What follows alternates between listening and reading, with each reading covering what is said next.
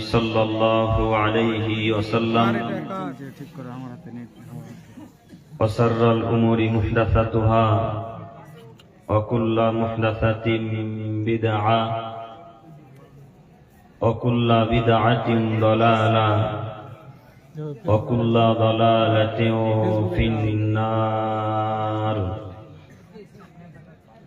أعوذ بالله من الشيطان الرجيم.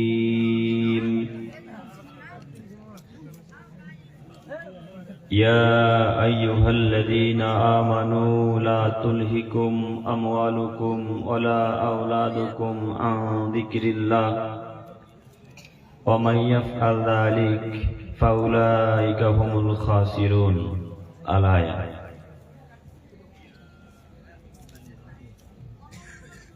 عن أبي مالك الأشعري رضي الله تعالى عنه قال قال رسول الله صلى الله عليه وسلم لا يشربن الناس من أمة الخمر يسمونها بغير اسمها يوزاف على رؤوسهم بالمعازف والمغنيات يكسف الله بهم الأرض ويجعل منهم القردة والخنازير. رواه البخاري. المشكات. প্রশংসা আল্লাহ সুবহানাহু ওয়া তাআলার জন্যই, শান্তি অবতীর্ণ হোক আল্লাহ রাসূলের উপর সাল্লাল্লাহু আলাইহি ওয়াসাল্লাম। সম্মানিত সভাপতি সাহেব ও ওলামায়ে কেরামগণ ও আমার সামনে বসে থাকা দিনী ভাই ও পর্দার আড়ালে মা ও বোনেরা, আজকে আমাদের এই ধর্মীয় সভাতে দ্বীনি জালসার আলোচ্য বিষয় হচ্ছে জাহান্নামে যাওয়ার কারণ। জাহান্নামে যাওয়ার কারণ সম্পর্কে এক গুরুত্বপূর্ণ তথ্যবহাল বিবরণের চেষ্টা করব ইনশাআল্লাহুল আজিজ। আমি আমার বক্তব্য শুরু করার প্রথমেই আপনাদের সাথে জরুরি কয়েকটি কথা বলতে চাচ্ছি।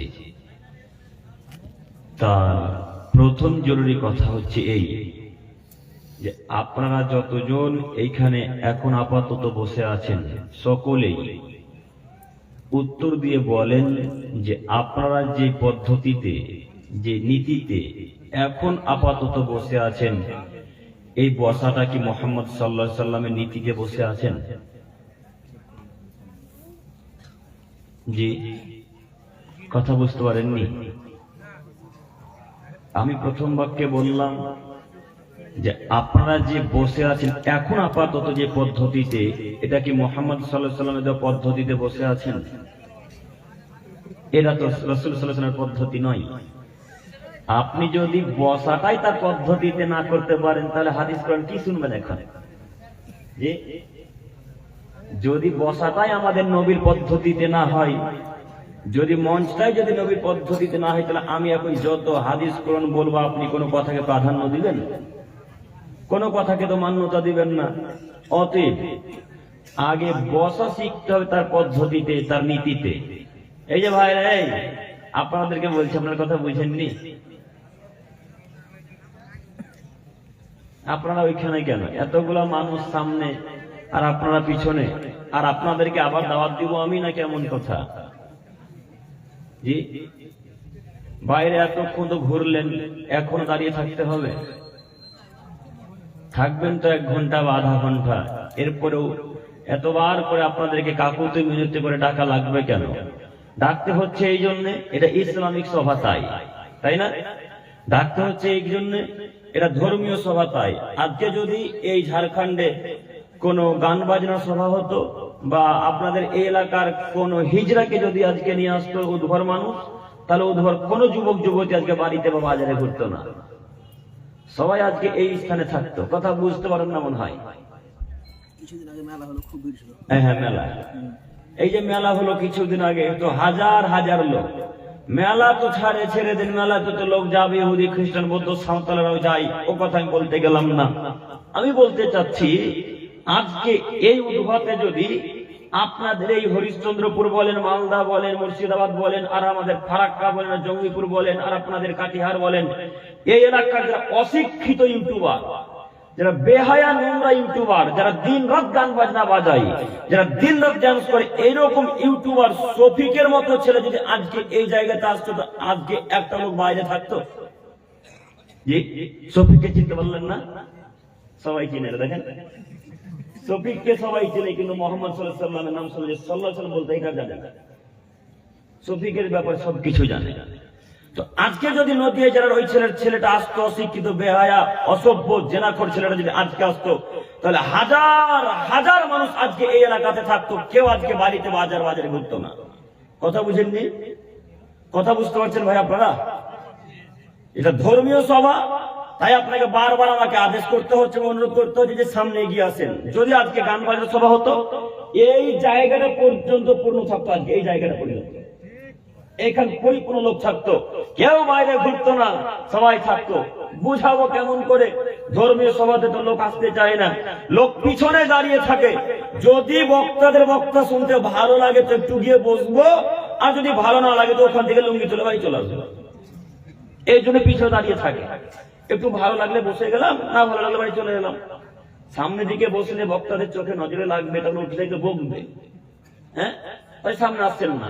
তো আমি তো আপনার দিদি ভাই, আমি আপনার ছেলের মতো, আমি আপনার নাতিপোতার মতো। আপনি এইভাবে দূরে দূরে আমার কাছ থেকে থাকছেন কেন? আমি তো বুঝতে পারলাম না। আমাদের নবী মুহাম্মদ সাল্লাল্লাহু আলাইহি ওয়াসাল্লাম যখন আলোচনা করতেন, তখন ফার্স্ট কাতারে থাকতেন আবু বকর সিদ্দিক, ফার্স্ট কাতারে থাকতেন উমর, ফার্স্ট কাতারে থাকতেন উসমান, ফার্স্ট কাতারে থাকতেন আলী, আবু হুরায়রা, বিখ্যাত বড় বড় সাহাবায়ে কেরামগণ থাকতেন। তো এখন যারা আপনারা পিছনে বসে থাকছেন, হেলান দিয়ে রাস্তাঘাটে বা দাঁড়িয়ে থাকছেন, আপনারা কি নিজেকে উসমানের চাইতে বেশি ধনী ব্যক্তি মনে করেন? জি, উসমান রাদিয়াল্লাহু তাআলা আনহু টাকার কাছে, সম্পদের কাছে আপনি তো নখের যোগ্যতা রাখেন না, নখের। তো আপনি এত গরিব ব্যক্তি হওয়ার পর আপনি পিছনে দাঁড়িয়ে আছেন কেন? উসমান এত ধনী, তারপরে সামনে কাতারে বসেন, আপনি কি অহংকার দেখাচ্ছেন? কি পেয়েছেন? আপনারা কি মনে করেন আপনারা সবাই আবু বকর সিদ্দিক রাদিয়াল্লাহু তাআলা চাইতে বেশি ইমানদার মানুষ? নবীদের পরে সবথেকে ইমানদার মানুষ হলেন আবু বকর সিদ্দিক।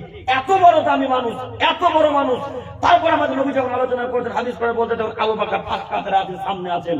বলো আপনারা কি আবু বকর চাইতে ইমানদার ব্যক্তি? কেন পিছনে, কেন বাইরে, কেন রাস্তাঘাটে? এখন পর্যন্ত ওইখানে লাইন দিয়ে দাঁড়িয়ে থাকতে হবে, জড়িয়ে লাপিত করে। একটু তো লজ্জা থাকা উচিত, একটু হায়া থাকা উচিত, একটু ইতস্তমত থাকা উচিত, বোধগম্য থাকা উচিত। উমারের মতো মানুষ ফার্স্ট কাতারে বসতে পারে? আল্লাহ নবী বলছেন, উমার তুমি যে রাস্তা দিয়ে চলো সে রাস্তা দিয়ে শয়তান চলে না। উমার তুমি যে রাস্তা দিয়ে যাও সে রাস্তা দিয়ে শয়তান যায় না। উমার এত বড় মানুষ, উমার এত দামি মানুষ, উমার এত বড় মানুষ, উমার যে রাস্তা দিয়ে যায় সে রাস্তা দিয়ে শয়তান চলে না। এত দামি ব্যক্তি রাসূলের সামনে বসে হাদিস কোরআন শুনতে পারেন। আপনি অশিক্ষিত বাচ্চা, অশিক্ষিত, এখন রাস্তা দিয়ে ঘুরে বেড়াচ্ছেন। আপনি বেহায়া বাচ্চা, বেহায়া, এখন পর্যন্ত বাইরে দাঁড়িয়ে আছেন। আপনি অশিক্ষিত বাচ্চা, অশিক্ষিত, এখন পর্যন্ত রাস্তা দিয়ে ঘুরে আছেন। আপনি মানুষ, আপনাকে আমরা মানুষ মনে করি না। আপনি অশিক্ষিত, বেহায়া, এ কথা আমরা মনে করি। এখন পর্যন্ত বাইরে মানুষ দাঁড়িয়ে থাকবে মানে? এখন রাত্রি 11:30 বাজে, এখন তার বাইরে কি কাজ আছে? এখন উনি বাইরে থাকবেন মানে?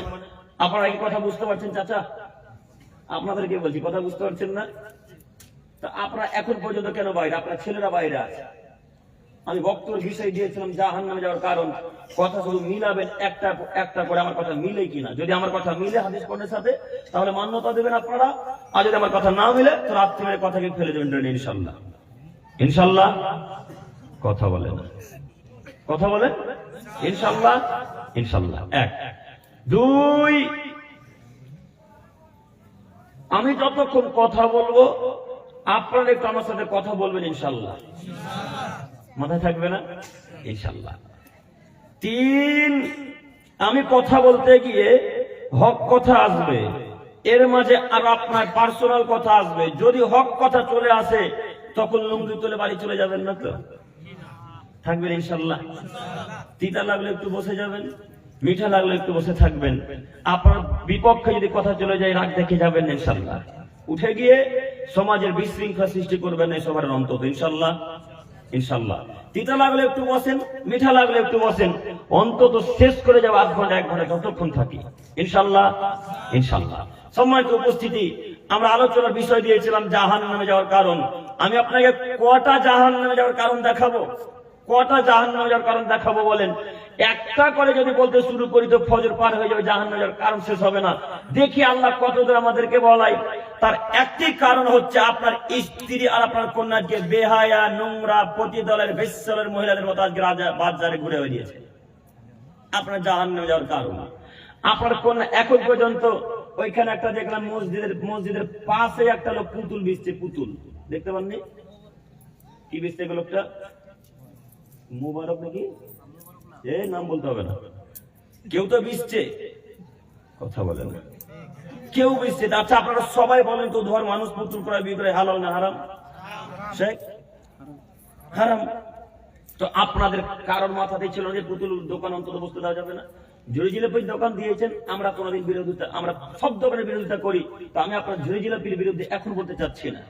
আমি আপনাকে বলতে চাচ্ছি যে ওই মূর্তির কথা আমি দোকানের বিরুদ্ধে কথাই বলতামই না।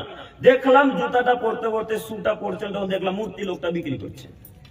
তো আপনারা জানেন না, আমাদের নবী মুহাম্মদ সাল্লাল্লাহু আলাইহি সাল্লাম কাবা ঘরের ভেতরে ঢুকলেন, প্রবেশ করলেন। প্রবেশ করতে আল্লাহ নবী দেখলেন কাবা ঘরের চতুর্দিকে 360টি মূর্তিকে খুব সুন্দর করে সাজিয়ে রাখা আছে। তো রাসূলের হাতে ছিল একটা লাঠি। লাঠি নিয়ে আল্লাহ নবী সমস্ত মূর্তিগুলোকে ভেঙে খান খান করে দিলেন। সমস্ত মূর্তিগুলোকে ভেঙে চূর্ণ বিচূর্ণ করে দিলেন।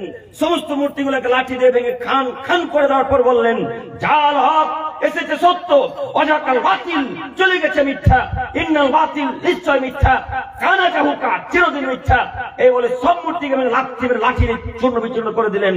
ভেঙে দেওয়ার পর আলীকে বললেন, আলী লা তাদু তিমসানা ইল্লা তামাসতাহু ওয়া কবরান মুসরাফান ইল্লা সাওয়াইতাহু। আলী শোনো, আরবের বুকে, মদিনার বুকে, মক্কার বুকে যত উঁচু উঁচু কবর আছে, যত ছবি মূর্তি আছে, সবকে ভেঙে খান খান করে দাও, সবকে মাটির সাথে গুড়িয়ে দাও, মিশিয়ে দাও। আলী সব মূর্তিকে ভেঙে চূর্ণ বিচূর্ণ করে দাও। মুহাম্মদ সাল্লাল্লাহু আলাইহি ওয়াসাল্লামের কথা শুনে আলী রাদিয়াল্লাহু তাআলা আনহু সব মূর্তিকে চূর্ণ বিচূর্ণ করে দিলেন।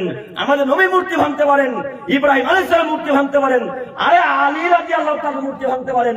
আপনি কি কাপুরুষ? আপনি কি বেহায়া মানুষ? আপনার শরীরে কি রক্ত নাই? যাতে সবই পুজ, নিজে কি মানুষ মনে করেন না? ধর্মীয় সভা নাম দিয়েছেন, ইসলামিক সভা নাম দিয়েছেন। এই ধর্মীয় সভাতে পুতুল মূর্তি বিক্রি হবে মানে কিভাবে হতে পারে? একটা ইসলামিক সভায়, ধর্মীয় স্থানে পুতুল বিক্রয় করে কথাই আসতে পারে না। বসা তো বহু দূরের কথা, বিক্রি করা তো বহু দূরের কথা। আপনি কেন বসতে দিলেন আমি তো বুঝতে পারলাম না। আপনাকে অনুরোধ জানাচ্ছি, কথা খারাপ নিয়েন না। আমি আব্দুল করিম আবুল ইসলাম, আমি আপনার ছেলের মতো। আমি আব্দুল করিম যত করে ইস্টারি চেয়ারের উপর থাকবো ইনশাআল্লাহ। একটা বাক্য করার এবং হাদিসের বাইরে পাবেন না ইনশাআল্লাহ। যদি যাই সঙ্গে সঙ্গে ধরিয়ে দেবেন। আমি প্রস্তুতি গ্রহণ করা আছি শুধরানোর জন্য, আমি পরিবর্তন আনবো ইনশাআল্লাহ। তবে আমার কথা যদি কোরআন হাদিস এবং কোরআন হাদিসের বাইরে না যাই, আপনাদের উদ্ধর মানুষকে সকলকে একেবারে সঙ্গে সঙ্গে মেনে নিতে হবে ইনশাআল্লাহ। পারবেন ইনশাআল্লাহ? তো এখন পর্যন্ত যে লোকটা মূর্তি বিক্রি করেছে, একজন বিরোধিতা করেছেন না? আলহামদুলিল্লাহ। আপনাদের করা উচিত।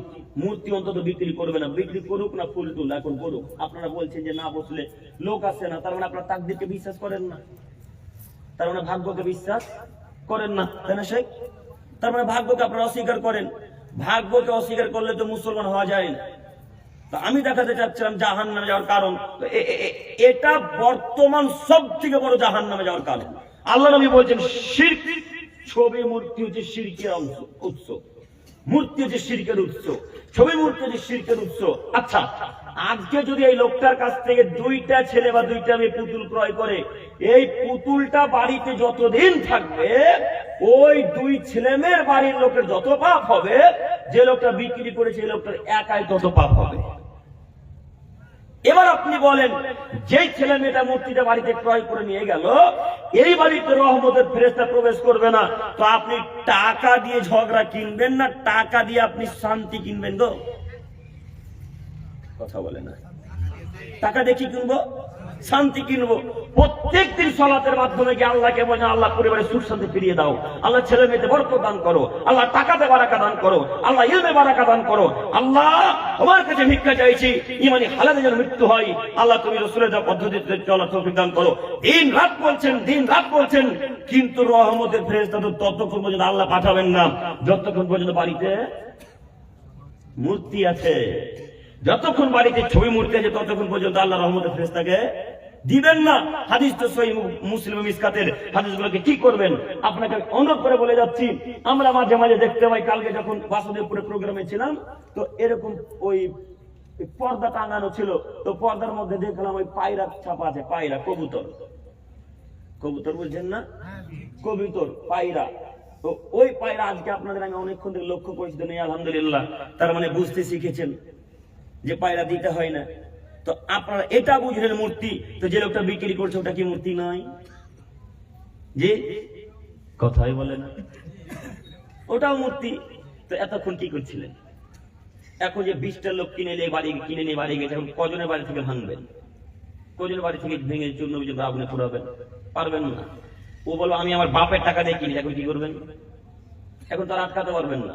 তো এখন পাপ ওই লোকটা হবে যে লোকটা বিক্রি করেছে, এই লোকটাকে এখন দেখেন, বলেন পাপ কিভাবে আটকাবে? এ তো ক্ষমতার জোরে দোকান দেয়, যার যত পাওয়া সে তত বড় দোকানওয়ালা। সে বলে যে আমার জায়গাতে দোকান দিব, তো কার বাপের বলার কি আছে গো? এটাও যে সত্য কথা, আমার বাপের এটা জায়গা, আমি যা ইচ্ছা তাই করতে পারি, তাই না? তো যাই হোক, আমি দেখাতে যাচ্ছিলাম জাহান্নামে যাওয়ার কারণ। আপনি অহংকার দেখে জমিনে চলাচল করিয়েন না, পৃথিবীর বুকে টিকতে পারবেন। আপনার চাইতে বড় বড় ব্যক্তি, আপনার চাইতে বড় বড় অহংকারের মানুষ পৃথিবীর বুকে টিকে সবাই চলে গেছে। ফেরাউন আছে পৃথিবীতে, কারণ আছে, নমরুদ আছে, আদ জাতি, সামুদ জাতি আছে, কেউ নেই। আপনি তো বদের তুলনায় এদের নখের যোগ্যতা রাখেন না, নখের। ফেরাউন এত বদ, ফেরাউন এত বদ, ফেরাউন এত বদ মানুষ, আল্লাহ তাআলা নিজে বলছেন আমি ফেরাউনের মতো বদ, অত্যাচারী, সীমালঙ্ঘনকারী, নির্যাতনকারী মানুষকে, বাদশাকে পৃথিবীর বুকে দ্বিতীয় আর কাউকে পাঠাবো না। দ্বিতীয়, আপনারা মনে করছেন মোদি খুবই বদ না? হ্যাঁ, আপনারা মনে করছেন ইয়োগী খুবই বদ, আপনারা মনে করছেন স্বরাষ্ট্রমন্ত্রী খুব বদ। এরা তো ফেরাউনের নখের যোগ্যতা রাখে না, নখের। তাহলে আপনি কিভাবে চিন্তা ভাবনা করবেন যে ফেরাউন কি পরিমাণের বদ মানুষ ছিল? তাকে পৃথিবী ছেড়ে চলে যেতে হয়েছে। আপনি তো সামান্য 10 টাকার মালিক, আপনি তো সামান্য 2টা দোকানের মালিক, কিসের অহংকার দেখাচ্ছেন? আপনি মাথায় রাখেন কথা, মরলেই 2 দিন হয়ে যাবে, যেই দিন কবর রেখে চলে আসবে ফেরেশতা বাটাম ফাটিয়ে আপনাকে চূর্ণ বিচূর্ণ করে মাটির সাথে মিশিয়ে দিবে, তার নাম ফেরেশতা। এত ক্ষমতা ফেরেশতাদের, এত ক্ষমতা ফেরেশতাদের। আপনাকে আমি কি দিয়ে বুঝাই? এক একজন ফেরেশতার এত ক্ষমতা, এক একজন ফেরেশতার এত ক্ষমতা। কিছুক্ষণ জন্য মনে করেন এই কোরআনটা পৃথিবী, কিছুক্ষণের জন্য মনে করেন এটা পৃথিবী। এই পৃথিবীটাকে একজন ফেরেশতা এইভাবে তুলে আছাড় দিয়ে আরেক দিকে উল্টে দিতে পারে, তার নাম ফেরেশতা। এত ক্ষমতা একজন ফেরেশতার। এই ফেরেশতা হাতুড়ি দিয়ে ওই লোকটাকে পিটাবে যে লোকটা মূর্তি ক্রয় বিক্রয় করে, মূর্তির ব্যবস্থা করে, যে লোকটা হারাম কাজকর্ম করে। আপনাকে কি দিয়ে বোঝাবো জাহান্নামের কত কঠিন শাস্তি, কবরের শাস্তি? আপনি মনে করেছেন মরলে দেখা যাবে যা হবে, তাই না? তাই তো অহংকার দেখে বিক্রয় করছেন, করেন। আমি আপনাকে আনিসের করতে আসিনি। আমি বলতে চাচ্ছি, যদি শরীরে এতটুকু ঈমান থাকে, রক্ত যদি এতটুকু থাকে, তাহলে আজকে এখানে তওবা করার মধ্যে আজকের পর থেকে করেন, অন্তত জালসাতে বা কোন স্থানে মূর্তি ক্রয় বিক্রয় করবেন ইনশাআল্লাহ। আল্লাহ তুমি উদ্ধার মানুষকে কবুল করো, সকলে বলি আমিন। সম্মানিত উপস্থিতি, বলছিলাম জাহান্নামে যাওয়ার কারণ। এরপরের অংশ আপনাকে দেখাই, আর একটা হাদিস পেশ করি, তারপর আমি বাক্য পেশ করে যাচ্ছি। আব্দুল্লাহ ইবনে উমর রাদিয়াল্লাহু তাআলা আনহু বলেন, রাসূল সাল্লাল্লাহু আলাইহি ওয়াসাল্লাম বলেছেন, আম্মার ইবনে ইয়াসার রাদিয়াল্লাহু তাআলা আনহু বলেন, রাসূল সাল্লাল্লাহু আলাইহি ওয়াসাল্লাম বলেছেন, সালাসাতুন লা ইউকাল্লিমুহুমুল্লাহু ইয়াউমাল কিয়ামা, 3 শ্রেণীর মানুষের সাথে আল্লাহ তাআলা কথা বলবেন না। সালাসাতুন কদ হারামাল্লাহু আলাইহিমাল জান্নাহ, আল্লাহ তাআলা 3 শ্রেণীর মানুষের উপর জান্নাতকে হারাম করে দিয়েছেন। তার 3টি নম্বর মানুষ হচ্ছে আদ-দায়ুস আল্লাযী ইউকিরু ফি আলিল খাবাস, বাড়িতে যে লোকটা বেহায়া কোনো সুযোগ দিয়েছে, এই লোকটার প্রতি জান্নাত হারাম, এই লোকটা জান্নাত যাবে না। সম্মানিত মুরব্বী সাহেব, আপনি 5 ওয়াক্তের মুসল্লি, 5 ওয়াক্ত সালাত আদায় করেন, কিন্তু পরিবারকে আপনি কন্ট্রোল করতে পারেননি। আপনি মাঝে মাঝে তাহাজ্জুদ করেন, নফল সালাত আদায় করেন, নফল সিয়ামও রাখেন, কিন্তু আপনার স্ত্রী বিনা বোরখায় মাথায় কাপড় দিয়ে ওই আপনার বারহারুয়া বাজারে যায়, বিনা মাথায় কাপড় দিয়ে বারহারুয়া স্টেশনে যায়, বিনা মাথায় কাপড় দিয়ে 3 পাহাড় ঘুরতে যায়। আপনি পুরুষ, আপনি পুরুষ নন। আপনাকে আল্লাহ নবী বলেছেন আপনি দায়ুস, আপনি বাড়িতে বেহায়া কোনো সুযোগ দিয়েছেন, আপনি জান্নাত কিনতে এখন পারবেন না। এবার আপনাকে বলি, আজকে এই উধুয়াতে যত মহিলারা ঘুরে বেড়াচ্ছে বা এখন পর্যন্ত বেড়াচ্ছে বা এর পূর্বে চলে গেছে ঘুরতে, তাদের কারোর স্বামী বা বাপ বা ভাই উধুয়াতে বেঁচে নাই? আছে তো? আছে। যদি বেঁচে থাকলো বাপ ভাই বা স্বামী, তাহলে এই মহিলারা বাড়ির বাইরে কিভাবে আজকে বেরোতে পারলো? কিভাবে, কেন বেরোলো? তার মানে আমরা বুঝে নিয়েছি এ উদুয়াতে কোনো পুরুষ মানুষ নেই তাই মহিলারা বাজারে ঘুরেছে, এ উদুয়াতে কোনো পুরুষ মানুষ নেই তাই তারা বাজারে যায়। আরে ঈদের বাজার করবে তাও নাকি নারী মানুষ, ঈদের বাজার করতে মহিলা লাগে। এই পুরুষগুলা কি করে এতদিন ধরে? শুধু কি ঈদের বাজার? আমাদের মুর্শিদাবাদ থেকে আপনাদের ঝাড়খণ্ডে অনেক লোক ওই প্লাস্টিকের ব্যবস্থা করতে আসে, তাই না? 10 টাকার বদনা, 10 টাকার থালা, কি কি যেন মিশতে আছে না, বদনা বুঝলেন? বলেন না বদনা। তো এই বদনাটা আপনার পরিবারে লাগবে, তাও ওই লোকটার কাছে বদনা আপনার স্ত্রী কিনতে যাবে। তো আপনারা পুরুষ সব কবরে ঢুকেছে নাকি উদ্ধার স্থানে? হ্যাঁ, স্ত্রী কেন বদনা কিনতে যাবে? স্ত্রী কেন বাজারে যাবে? সব পুরুষ কি কবরে গেছে? মহিলা কেন বাইরে? আল্লাহ নবী বলছেন ওয়াকান্না ফি বুয়ুতিকুন্না ওয়ালা তাবারুজুল জাহিলিয়াতিল্লাহ। পৃথিবীর মানুষ তোমরা মনে রাখো, পুত্রবধূগণ বাড়িতেই থাকবে, নারীগণ বাড়িতেই থাকবে, তোমাদের কন্যারা বাড়িতেই থাকবে, তোমাদের মেয়ে বেটিরা বাড়িতেই থাকবে। জরুরি প্রয়োজন বাড়ি থেকে বেরোতে পাবে না, জরুরি প্রয়োজন ঘর থেকে বেরোতে পাবে না, জরুরি প্রয়োজন যারা বাড়ি থেকে যাবে না, জরুরি প্রয়োজন তারা ঘর থেকে বেরোবে না। বলেন বদনা কিনাতে কি জরুরি কাজ আছে? এখন রাত্রি 11:45 বাজে, এখন তার কি জরুরি কাজ আছে? সন্ধ্যার সময় কি জরুরি কাজ ছিল? আমরা কোনো বাজারে যাবে মানে 12 স্টেশন এমনি ঘুরতে চলে গেল, 3 পার এমনি ঘুরতে চলে গেল। আপনি কি করেন? আপনি পুরুষ নন, আপনি কাপুরুষ। আপনি পুরুষ নন, আপনি কাপুরুষ। আপনি পুরুষ নন, আপনাকে আমরা কাপুরুষ মনে করি। পুরুষ মানে ক্ষমতা চলবে, ক্ষমতা। পুরুষ মানে ক্ষমতা চলবে, যেটা বলবেন স্ত্রীকে সেটা শুনতে বাধ্য, তার নাম পুরুষ। তো আপনার কথা স্ত্রী কিভাবে শুনবে?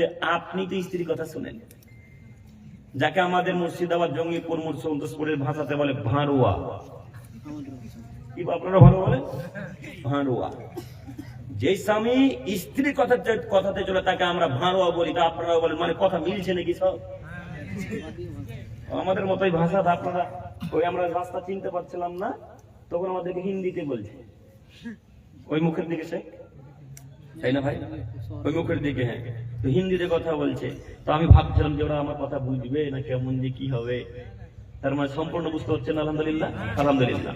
তো এই লোকটা এখন তার স্ত্রীকে কিভাবে বাধা দিবে? কিভাবে বলে, রহিমা মাথায় কাপড় দেন, হলে তো দাঁত ভেঙে দেবো একেবারে। এই কথা কিভাবে বলবে? এই কথা যদি বলে দেয় কোনো স্বামী তার স্ত্রীকে, তো কালকে সকালবেলায় তালাক দিয়ে বাপের বুঝলে। আর এই ছেলেটা তো খুব ভয়, যে এত সুন্দর স্ত্রী পেয়েছি, আর পাবো কি না, তালাক, কিছু বলবোই না। এত বেহায়ার বেহায়ারা, এত বেহায়ার বেহাই, স্ত্রী যা বলে তাই শুনে। এই ছেলেটা চেন্নাই কাজ করে, তো চেন্নাই কাজ করতে 6 মাস 7 মাস 8 মাস যাবো থাকে, তো সব টাকা স্ত্রীর অ্যাকাউন্টে দিয়েছে। কেন? ওর মার অ্যাকাউন্ট নাই, ওর নিজের অ্যাকাউন্ট নাই, ওর বাপের অ্যাকাউন্ট নাই, তো সব টাকা স্ত্রীর অ্যাকাউন্টে কেন গো? স্ত্রী বলেছে যদি তুমি মায়ের অ্যাকাউন্টে টাকা ছাড়ো শাশুড়ির অ্যাকাউন্টে, তাহলে তোমাকে কালকে তালাক দেবো। আগে আমরা শুনতাম মানুষ, পুরুষ মানুষ তালাকের ভয় দেখাতো। হ্যাঁ, এটা তো শেখলে পুরুষ ভাই যদি এই কাজ করে না করতে তালাক দেবো, এ কথা আগে পুরুষরা বলতো, এখন মহিলারা তালাকের ভয় দেখায় গো। আর এরা তো বুঝে না শরীয়ত, এরা মনে করে যদি তালাক দিয়ে তালাক হয়ে যাবে, তাই এরা স্ত্রীর কথাতে উঠে, স্ত্রীর কথাতে বসে, স্ত্রী যা বলে তাই শুনে। স্ত্রী বলেছে তুমি যদি শাশুড়ির অ্যাকাউন্টে টাকা দিয়েছো, তোমার একদিন কি আমার একদিন। এই ছেলের অন্তর ভয় আছে, এত সুন্দর বউ তো আর পাবো না। তখন যত টাকা উপার্জন করেছে মাসের মাস সব টাকা তার স্ত্রীর অ্যাকাউন্টে দিয়েছে। 6 মাস 7 মাস 8 মাস যাবত কেরালাতে থাকে, এরা তো আসে না, এলাকার মানুষ যায় না কেরালা, সব মুম্বাই পার্টি। মুম্বাই 10 মাস 7 8 মাস 11 মাস বছরের পর বছর কাটিয়েছে। তো মাসের মাস যত টাকা পায় কোম্পানির কাছ থেকে, মালিকের কাছ থেকে, সব টাকা স্ত্রীর অ্যাকাউন্টে ছাড়ে। মাসের মাস যত টাকা সব স্ত্রীর অ্যাকাউন্টে দেয়, সব স্ত্রীর অ্যাকাউন্টে টাকা দেয়। 7 8 মাস পর বাড়ি এসে দেখছে স্ত্রীও নাই, টাকাও নাই। স্ত্রী পর পুরুষের হাত ধরে পালিয়ে গেল। এখন টাকাটা স্ত্রীর অ্যাকাউন্টে দিয়ে লাভ হলো জি? তো আপনার মাথাতে এখন মগজ আছে না গোবর আছে? গোবর ভরা। আপনি স্ত্রীর অ্যাকাউন্টে কেন টাকা না দিলেন? কেন মায়ের অ্যাকাউন্টে দেওয়া যেত না? আর এই ছেলেগুলা বলছে, আব্দুল করিম ভাই কি যে বলছেন, মার অ্যাকাউন্টে টাকা যদি দিই, তো মা তো সব টাকা খালাতো ভাই, মামা তো ভাই, চাচা লেগে দিয়ে দিচ্ছে, আর দিচ্ছে, এটাও যে স্বাভাবিক, তাই না? যত টাকা উপার্জন করে সব টাকা দিদিকে আপনার ভাইকে না ভাইকে দিয়ে দিচ্ছে। এখন কি করবেন? যদি দিয়েও দেয়, তারপরে বছর শেষে 10-20 হাজার টাকা দেখতে পাবেন, আর আপনার স্ত্রী যদি অন্য পরপ্রসাদে চলে যেতে 1 টাকাও পেলে না, হ্যাঁ, 1 টাকা তো হাতে থাকলো না। তো এই ব্যাপার ছাত্রটাকে যদি শিক্ষিত হয়, তো উদ্ধতে মূর্খ কে গো? উদ্ধতে মূর্খ কে আছে তাহলে? এরাই তো অশিক্ষিত, এরাই তো মূর্খ। শোনো যুবক, তোমাকে বলছি, তুমি স্ত্রীর কথাটা উঠা বসা বন্ধ করো। তুমি পুরুষ, তুমি ক্ষমতাশালী ব্যক্তি, তুমি ক্ষমতা, তুমি দায়িত্ব চালাবে, নেতৃত্ব দেবে, তার নাম পুরুষ। আল্লাহ নবী বললেন, আল্লিক আশা কালাবাম, পৃথিবীর মানুষ লাঠিটা দরজার উপরে রাখিও, পৃথিবীর মানুষ লাঠিটা বাতার উপরে ঝুলিয়ে রাখিও, দরজার উপরে ঝুলিয়ে রাখিও। বাতাতে, বাতা বুঝেন আপনারা? তালের বাড়ি যারা তারা বাতা বুঝবে, যাদের পাকা হবে তারা বুঝবে না। তো আমাদের তো মাটির বাড়ি, আমরা বুঝি। বাতাতে আল্লাহ নবী ঝুলিয়ে রাখতে বলেন লাঠিটা। কেন? বাতাতে যদি লাঠি ঝুলানো থাকে, তাহলে লাঠি দেখবে ছেলে, লাঠি দেখবে মেয়ে, লাঠি দেখবে স্ত্রী, লাঠি দেখবে বাড়ির পুত্রবধূ, সবাই লাঠি দেখবার বলবে, বাপরে বাপ, আজকে যদি বিনা মাথায় কাপড় দিয়ে জালসাতে যাই, আমার বাপ দিবে 2 পয়নের বাইরে। বিনা মাথায় কাপড় যাওয়া যাবে না, মাথায় কাপড় দিয়ে যাবো। এটা আল্লাহ রাসূলের আদেশ, এটা মুহাম্মদ সাল্লাল্লাহু আলাইহি ওয়াসাল্লামের আদেশ যে লাঠিটা উপরে ঝুলিয়ে রাখিও। তাহলে বাড়ির পুত্রবধূ ছেলেরা পর্যন্ত ভয় খাবেন। আপনি লাঠি ঝুলিয়ে রেখেছেন, কিভাবে রাখবেন? আপনি তো নিজেই বুঝেন না, আপনি তো নিজেই দিন ধর্ম বুঝেন, আপনি কিভাবে লাঠি ঝুলাবেন? সম্মানিত মুরব্বী সাহেব, বলছিলাম, আপনার স্ত্রী যদি জাহান্নামে যায়, আপনাকে এখন জাহান্নামে যাওয়া লাগবে। কেন? আপনি স্ত্রীকে একদিনের জন্য বলেননি, রহিমা মাথায় কাপড় দাও, মাথায় কাপড় ছাড়া চলতে হয় না। তুমি ওই লোকটার কাছে সবজি কিনতে গেলে কেন? রহিমা তুমি লোকটার কাছে বদনা কিনতে গেলে কেন? আর বাড়িতে পুরুষ নাই, আমি এনে দেবো বদনা।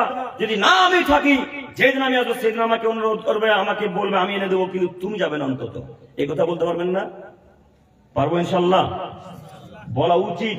আপনার স্ত্রী পাড়া প্রতিবেশী দেখবে, এটা আমরা অন্তত মুসলমানেরা মেনে নিতে পারি না, হিন্দুরা মেনে নিবে না, খ্রিস্টানরা মেনে নিবে, কিন্তু আমরা যারা মুসলমান, তারপর আমরা আহলে হাদিস, তাই না? আপনারা সালাফি আকীদা অনুসরণ করেন না? সবাই আপনারা আহলে হাদিস মানুষ। তা আপনার স্ত্রী এইভাবে চলাচল করবে, আপনি কিভাবে মানছেন গো? কিভাবে মেনে নিতে পারছেন? আচ্ছা, আপনার স্ত্রীকে আল্লাহ আপনার জন্য তৈরি করলেন, এই কথা আল্লাহ নিজে বলছেন। প্রমাণ তিনি বলেন, অমিন আয়াতিয়ান খালাকালাকুম মিন আনফুসিকুম আজওয়াজা। পৃথিবীর মানুষ, মাথার কথা মনে রেখো, অনেক নিদর্শনাবলী আমাদের পৃথিবীর মধ্যে আছে, অনেক। সেই নিদর্শনাবলীর মধ্যে আমি আল্লাহ তোমার মধ্য থেকে সৃষ্টি করলাম তোমার স্ত্রীকে। কেন? লিতাসকুনু ইলাইহা, যেন তুমি তোমার স্ত্রীর কাছ থেকে শান্তি, তৃপ্তি, ভালোবাসা পাও। এই কারণে বাণী কার? বাণী আল্লাহ। আল্লাহ বলছেন, পৃথিবীর যুবক তোমরা শোনো, তোমার মধ্য থেকে সৃষ্টি করলাম তোমার স্ত্রীকে এই কারণে যে তোমার স্ত্রী তোমাকে শান্তি দিবে, তৃপ্তি দিবে, ভালোবাসা দিবে, তোমার সেবা যত্ন করবে, রান্না বান্না করবে, এটাই তার কাজ। এটা আপনার স্ত্রীর কাছে আপনাকে শান্তি, তৃপ্তি দিবে। তো আপনাকে এখন আমি বলতে চাচ্ছি যে মোহরান আদায় করবেন আপনি, সায়া ব্লাউজ কিনে দিবেন আপনি, টাকা পয়সা দিবেন আপনি, স্কুল কলেজে বিশ্ববিদ্যালয়ে ভর্তি করবেন আপনি, ওষুধ পানি খরচা করবেন আপনি, হাসপাতালে যাবতীয় যা টাকা লাগে খরচ করবেন আপনি। আর ধাক্কা মারবে ফুচকাওয়ালা, হ্যাঁ, ধাক্কা মারবে কাপড়ওয়ালা। আপনার স্ত্রী যখন ঈদের বাজার করতে যায় তখন তার মাথায় কাপড় থাকে, আপনার স্ত্রী যখন বাজারে যায় তখন তার পেটে কাপড় থাকে। ওই বদনাওয়ালাটার কাছে, যে লোকটার ফেরিওয়ালার কাছে গেল, তখন আপনার স্ত্রীর মাথায় কাপড় ছিল। তো এই মহিলাটা যেমন জাহান্নামে যাবে, আপনি জাহান্নামে যাবেন রাসূলের বাণীতে। কেন? আল্লাহ আপনাকে দায়ুস বলেছে। দায়ুস কখনো জান্নাতে যাবে না। আজকের পর থেকে মা ও বোনদেরকে এইভাবে কন্ট্রোল করতে পারবো ইনশাল্লাহ? পারবো তো ইনশাল্লাহ। অন্তত মহিলা মানুষ কোনো পর পুরুষের সামনে যাবেন ইনশাল্লাহ। এই গ্রামে পুরুষরা বাজার করবে, এই গ্রামের পুরুষরা বদনা কিনবে, এই গ্রামের পুরুষরা শাকসবজি কিনবে, অন্তত নারীরা যাবে না জরুরি প্রয়োজন ছাড়া। আব্দুল করিম সাহেব যদি না তাকে পুরুষ অনুযায়ী একটা পরামর্শ দিয়ে যান, জি পরামর্শ দিতে এসেছে, একটু দেখেন বাড়িতে কোনো পুরুষ নেই, উধুয়াতে কোনো গ্রামে পুরুষ মানুষ নেই, এখন সবজির প্রয়োজন, মহিলাদেরকে তো কিছু খাওয়া লাগবে। এখন কিভাবে সবজিটা আনবে? সবজিটা আনতে যাবে এইভাবে, মহিলাটা পরিপূর্ণ চাদর দিয়ে মুখমণ্ডলকে ঢাকবে, বক্ষস্থলকে, পিঠকে, পেটকে, গলাকে ঢাকবে, এই ললাটাকে ঢাকবে। ঢাকার পরে দূর থেকে সবজিওয়ালাকে বলবে, ভাইয়া আলু দেন 500, ভাইয়া পটল দেন 250, ভাইয়া করলা দেন 500, ভাইয়া ভেন্ডি দেন 250। এইভাবে দূর থেকে আপনারা মা বলবে, আপনারা সবজিওয়ালার আলু, পটল, ঝিঙে লেড়ে কেটে নিতে পারবে না। কথা বুঝেননি? তো আপনার মায়ের অভ্যাস এত খারাপ, আপনার মা ভেন্ডি গুলাকে কিনবে তো ভেন্ডির প্রত্যেকটা আগালকে ভেঙে ভেঙে কিনে। ভেন্ডি বলেন না রাম, পটল, ভেন্ডি। তো আপনার মা ভেন্ডির আগালগুলোকে ভেঙে ভেঙে নিল। তো আপনার মাকে এখন কিয়ামতের মাঠে লোকটাকে লিখে দিতে বলিয়েন তো, যে সবজিওয়ালাটা বিক্রি করতে এসেছে ওই সবজিওয়ালাকে আপনার মা লিখে দিতে পারবে কিয়ামতের মাঠে? কেন বলেন তো? আপনার মা সবজিওয়ালার উপর অত্যাচার করলো। কিভাবে? আমি এই ভেন্ডিটা 10 কিলো উদুয়া বাজার থেকে এই গ্রামে বিক্রি করতে এসেছি। তো আমি যখন ওইখানে ক্রয় করি তখন ওই লোকটাকে আগালগুলোকে ভাঙার পর ওজন করে আমাকে দিয়েছিল, না আগাল সহ ওজন করে আমাকে দিয়েছিল? জি, আগাল সহ আমাকে ওজন করে দিয়েছিল। তো আপনি যদি এখন 1 কিলো ভেন্ডি নেন, প্রত্যেকটার আগালকে যদি ভেঙে ভেঙে নেন, তো আমার ওজন কমলো না বাড়লো? কমলো। তো এখন আপনার মাকে নিয়ে দিয়ে দিতে হবে কিয়ামতের মাঠে। ভেন্ডি বুড়া হোক, জালি হোক, পচা হোক, থোড়া হোক, যা হোক না কেন, যা তুলে দিবে তাই নিতে হবে। আপনি আগাল ভেঙে নিতে পারবেন ইনশাল্লাহ, মাথায় থাকবে না? যদি পচা থাকে তো আপনি পরিবর্তন করে দিতে পারেন, সেটা ভিন্ন বিষয়। পচা থাকলে ঘুরিয়ে দেবে, সেটা আলাদা বিষয়, কিন্তু আগাল ভেঙে ভেঙে নিবেন ইনশাল্লাহ, ইনশাল্লাহ। আর এই এলাকার পুরুষদের স্বভাব নাই মরিচ চুরি করা। এই এলাকার মানুষরা মরিচ চুরি করে করে না? না দেখবেন করে কিনা? না তো বলে দিচ্ছেন খুব সহজেই। দেখবেন করে কিনা? দেখাচ্ছি, দেখেন। আমি সবজিওয়ালা মানুষ, তো আমার কাছ থেকে আপনার বাপ 100 গ্রাম লঙ্কা নিবে, মরিচ নিবে। তো 100 গ্রাম লঙ্কা নিবে, তো আমার দাঁড়ি পাল্লাতে 100 গ্রাম হয়ে গেছে। তারপর আপনার বাপ বলছে দুটা দে ভাই, দুটা দে ভাই, দুটা দে ভাই, দুটা দে করতে করতে করতে হাতে 4-5টা থেকে গেল। এই 4-5টা কিন্তু আমার ঝাঁঝরিতে রাখলো না, এই 4-5টা হাতে করে বাড়ি চলে গেল। তারপর বাবা তো চোর নয়, কথা বলে না? আপনাদের এলাকার মানুষ এভাবে লঙ্কা নেয় না? আমরা তো বাজার করি, আমরা বুঝি। আপনার বাপকে বলিয়েন সবজিওয়ালাকে লঙ্কা নিয়ে কি কিয়ামতের মাঠে দিয়ে দিতে হবে, এর নাম শরীয়ত। আপনাকে আমি কত বিধান দেখাবো। আপনাকে দেখাচ্ছিলাম জাহান্নামে যাওয়ার কারণ। যে কোনো বললে মহিলাদেরকে কন্ট্রোল করতে হবে। রাসূল সাল্লাল্লাহু আলাইহি ওয়াসাল্লাম বলেন 3 শ্রেণীর মানুষের উপর জান্নাত হারাম। তার 3 শ্রেণীর মানুষ হচ্ছে দায়ুস আল্লাযী কাররুফি আলিল খাবাস। বাড়িতে যে লোকটা বেহায়া আপনার সুযোগ দিল, আপনার স্ত্রী আজকে বেহায়া চলাচল করেছে, আপনি দায়ুস। আপনার কন্যা আজকে বিনা মাথায় কাপড় দিয়ে চলাচল করেছে, আপনি দায়ুস। আপনার কন্যা আজকে বাইরে দেখেছে, আপনি দায়ুস। আপনার কন্যা জিন্সের প্যান্ট পরে ঘুরেছে, আপনি দায়ুস। আপনার কন্যা জিন্সের প্যান্ট পরে ঘুরেছে, আপনি দায়ুস। আপনার কন্যা পুরুষের জুতা স্যান্ডেল পরেছে, আপনি দায়ুস। আপনার কন্যা পুরুষের গেঞ্জি জামা পরেছে, আপনি দায়ুস। মাথায় রাখা ভালো হবে। আপনার কন্যা পিএইচডি করছেন, মাথায় কথা রাখা ভালো হবে। আপনার কন্যা বিএড করে, মাথায় কথা রাখা ভালো হবে। আপনার কন্যা এইচএস পড়ে। আপনার কন্যাটা এই উধুয়া থেকে ফারাক্কা টিউশন পড়তে গেছে। কোথায়? ফারাক্কা। আপনাদের উধুয়াতে এত শিক্ষিত মানুষ নাই যে এখানে পিএইচডি ক্লাস করাবে। ফারাক্কার যারা শিক্ষিত মানুষ আছে তারা ওখানে পিএইচডি ক্লাস করায়। তাই আপনার মেয়েকে ফারাক্কাতে ওই ফারাক্কাতে প্রাইভেট দিয়েছেন, ফারাক্কাতে টিউশন দিয়েছেন। আপনার মেয়ে তো স্ট্যান্ডার্ড মহিলা, যখন বাড়ি থেকে বের হয় তখন আপনার মহিলা জিন্সের প্যান্ট পরে বের হয়। আপনার মেয়ে যখন বাড়ি থেকে যায় তখন পুরুষদের জুতা, পুরুষদের জামা প্যান্ট পরে যায়। আপনার মেয়ে যখন বাড়ি থেকে যায় তখন ছোট লিপস্টিক লাগিয়ে যায়। আপনার মেয়ে যখন বাড়ি থেকে যায় তখন ভুরু শেভ করে যায়। আপনার মেয়ে যখন বাড়ি থেকে যায় তখন বুকের ওনাকে ফেলে দিয়ে ঢং ঢং ঢং ঢং করতে করতে করতে আপনার চোখের সামনে দিয়ে চলে যায়। আপনি দেখতে পান না? আপনি কেন আটকালেন না? আপনার মেয়ে যে পিএইচডি করছে, খুব উন্নত মানের উচ্চতর মানের শিক্ষা অর্জন করছে, তা আপনার মেয়ে তো জিন্সের প্যান্ট পরতে পারে না। নারীরা পুরুষদের কোনো জুতা সেটে জামা প্যান্ট পরতে পারে না। আপনার কন্যা আজকে জিন্সের প্যান্ট পরে ঘুরে বেড়াচ্ছে বা বেরিয়েছে, আপনার কন্যাকে আটকাতে হবে। ওই মহিলা জাহান্নামে যাবে যেমন আল্লাহ নবী বলছেন, তার বাপও জাহান্নামে যাবে তেমন। কেন? তার বাপ বলতে পারলো না, রহিমা জিন্সের প্যান্ট পরতে হয় না বেটি, খুলে ফেল। ছি ছি ছি ছি ছি ছি ছি বেটি খুল খুল খুল বেটি খুল। এগুলো ইহুদিদের পোশাক, এগুলো খ্রিস্টানদের পোশাক, এগুলো নাসারাদের পোশাক, এগুলো ইহুদিদের পোশাক বেটি, ছি ছি পুড়িয়ে ফেল বেটি। এগুলো অন্তত মুসলমানের বাচ্চা যারা তারা পড়বে না। এই কথা মুসলমানের বাচ্চা বলতে পারে, যারা অন্তত নিজেকে মুসলমান দাবি করে তারা বলতে পারে। এ কথা কাপ পুরুষরা বলতে পারে না। এই গ্রামে শুধু নয়, সারা পৃথিবীতে যত মহিলারা জিন্সের প্যান্ট পরেন, সারা পৃথিবীতে যত নারীরা পুরুষের জামা প্যান্ট পরেন, সারা পৃথিবীতে যত মহিলারা পুরুষের গেঞ্জি জামা পরে ঘুরে বেড়ান, তাদের কারোর বাপ পুরুষ নয়, সব কাপ পুরুষ, সব কাপ পুরুষ, সব কাপ পুরুষ বাপ। এদেরকে আমরা সুবাপ মনে করি না। মাথায় কথা রাখা ভালো হবে। মহিলা জাহান্নামে যাবে যেমন, এর বাপ, এর স্বামী, এর বড় দাদাও জাহান্নামে যাবে তেমন। অতএব আজকের পর থেকে নিজের কন্যাকে আটকাতে পারবো না ইনশাল্লাহ। আমি যদি আপনার কন্যাকে এখন গিয়ে 2 থাপ্পড় লাগাই, তো আপনি আজকে বারবার থানা থেকে আমার নামে কেস করবেন না? তো আমি তো আপনার মেয়েকে থাপ্পড় মারতে আসিনি। আমি আপনার মেয়েকে আপনাকে উপদেশমূলক কথা বলতে এসেছি। কথা মানলে মানবেন, না মানলে না মানবেন, এতটুকু। আমি মারতে পারেন, আপনি মারতে পারেন, আপনি বাপ, আপনাকে কেউ কিছু বলতে পারেন। নিজের কন্যা আপনি যা ইচ্ছা তাই করতে পারেন। অতএব আপনাকে আল্লাহ জিজ্ঞাসা করবে, আপনি কথা মাথায় রাখেন। আল্লাহ নেই বলেন, আল্লাহ কুল্লুকুম রাইন। পৃথিবীর মানুষ তোমরা মনে রেখো, প্রত্যেকটা দায়িত্বশীল তোমার সাবধান। আল্লাহ তাআলা কিয়ামতের মাঠে প্রত্যেকটা দায়িত্বশীল ব্যক্তিকে জিজ্ঞাসা করবে। সেই দিন যদি আল্লাহ বলে, ও মুরব্বী সাহেব, আপনার কন্যা জিন্সের প্যান্ট পরে ঘুরছিল, আপনি কি করছিলেন? ও আব্দুল করিম সাহেব, আপনার স্ত্রীর জিন্সের প্যান্ট রাস্তাতে চলাচল করছেন, আপনি কি করছিলেন? ও আব্দুর রহমান সাহেব, আপনার কন্যা টপ গেঞ্জি পরে টপ জামা পরে ঘুরে বেড়াচ্ছে, আপনি কি করছিলেন? এই কথা যদি আল্লাহ প্রশ্ন করে, তখন আপনি বলবেন, আল্লাহ আমি তো জানতাম না নারীদের জিন্স প্যান্ট হারাম, আল্লাহ জানতাম না নারীদের টপ প্যান্ট পরতে পারে না, জানতাম না পুরুষদের জুতো স্যান্ডেল পরতে পারে না, আল্লাহ জানতাম না। এই কথা আল্লাহকে যখনই বলবেন, তখন আল্লাহ বলবেন, কাযাবতা মুরব্বী সাহেব, আপনি মিথ্যা কথা বলছেন। কাযাবতা আব্দুল করিম সাহেব, আপনি মিথ্যা কথা বলছেন। কেন? সাইয়েদনা আব্দুল করিম আল ইসলাম এসে বলেনি উদ্ভতে যে নারীরা অন্তত জিন্সের প্যান্ট পুরুষদের জামা প্যান্ট স্যান্ডেল পরতে পারে না, এ কথা বলেনি। তখন আপনি বলবেন, নাম নাম নাম, হ্যাঁ আল্লাহ বলেছিল, আব্দুল করিম ভাই বলেছিল, আব্দুল করিম ভাই বলেছিল, কিন্তু তার কথাকে আমরা মিথ্যা মনে করেছিলাম। তখন আল্লাহ বলবে, যাও এখন বাপ বেটি একসাথে জাহান্নামে যাও। তখন কি করবেন? চাচা কথা বুঝতে পারেন না? আপনার কন্যা আজকের পর থেকে ওই আটো সাটো পায়জামা আর পরবেন ইনশাল্লাহ। কি নাম ওটার গো? কি নাম?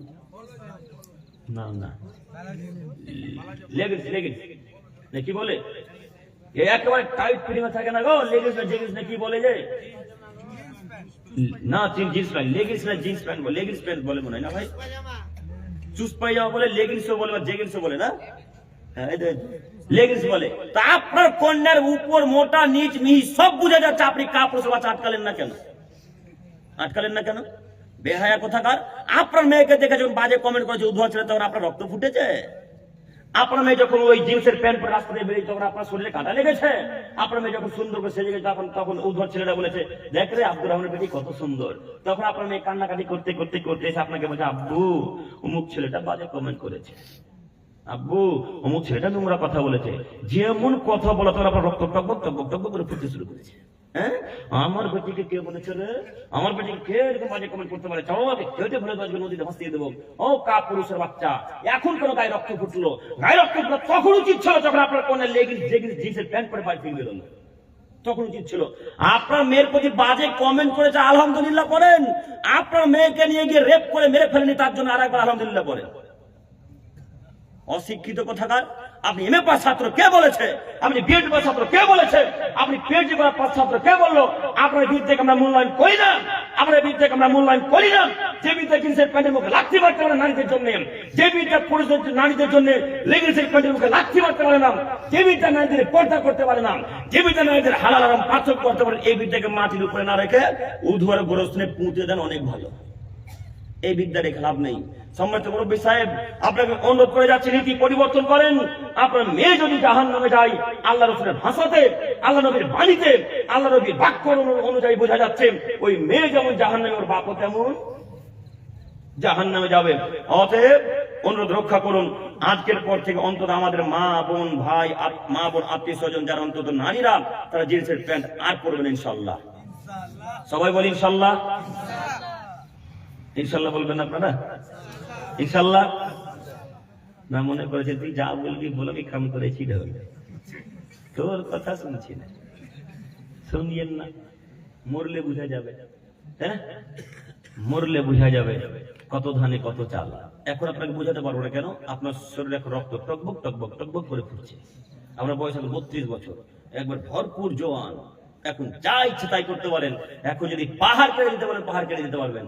যেদিন বিছানা থেকে উঠতে পারবে না, সেদিন বুঝবেন কি জিনিস, সেদিন বুঝা যাবে। অতএব নীতি পরিবর্তন করে আমি দেখাচ্ছিলাম জাহান্নামে যাওয়ার কারণ।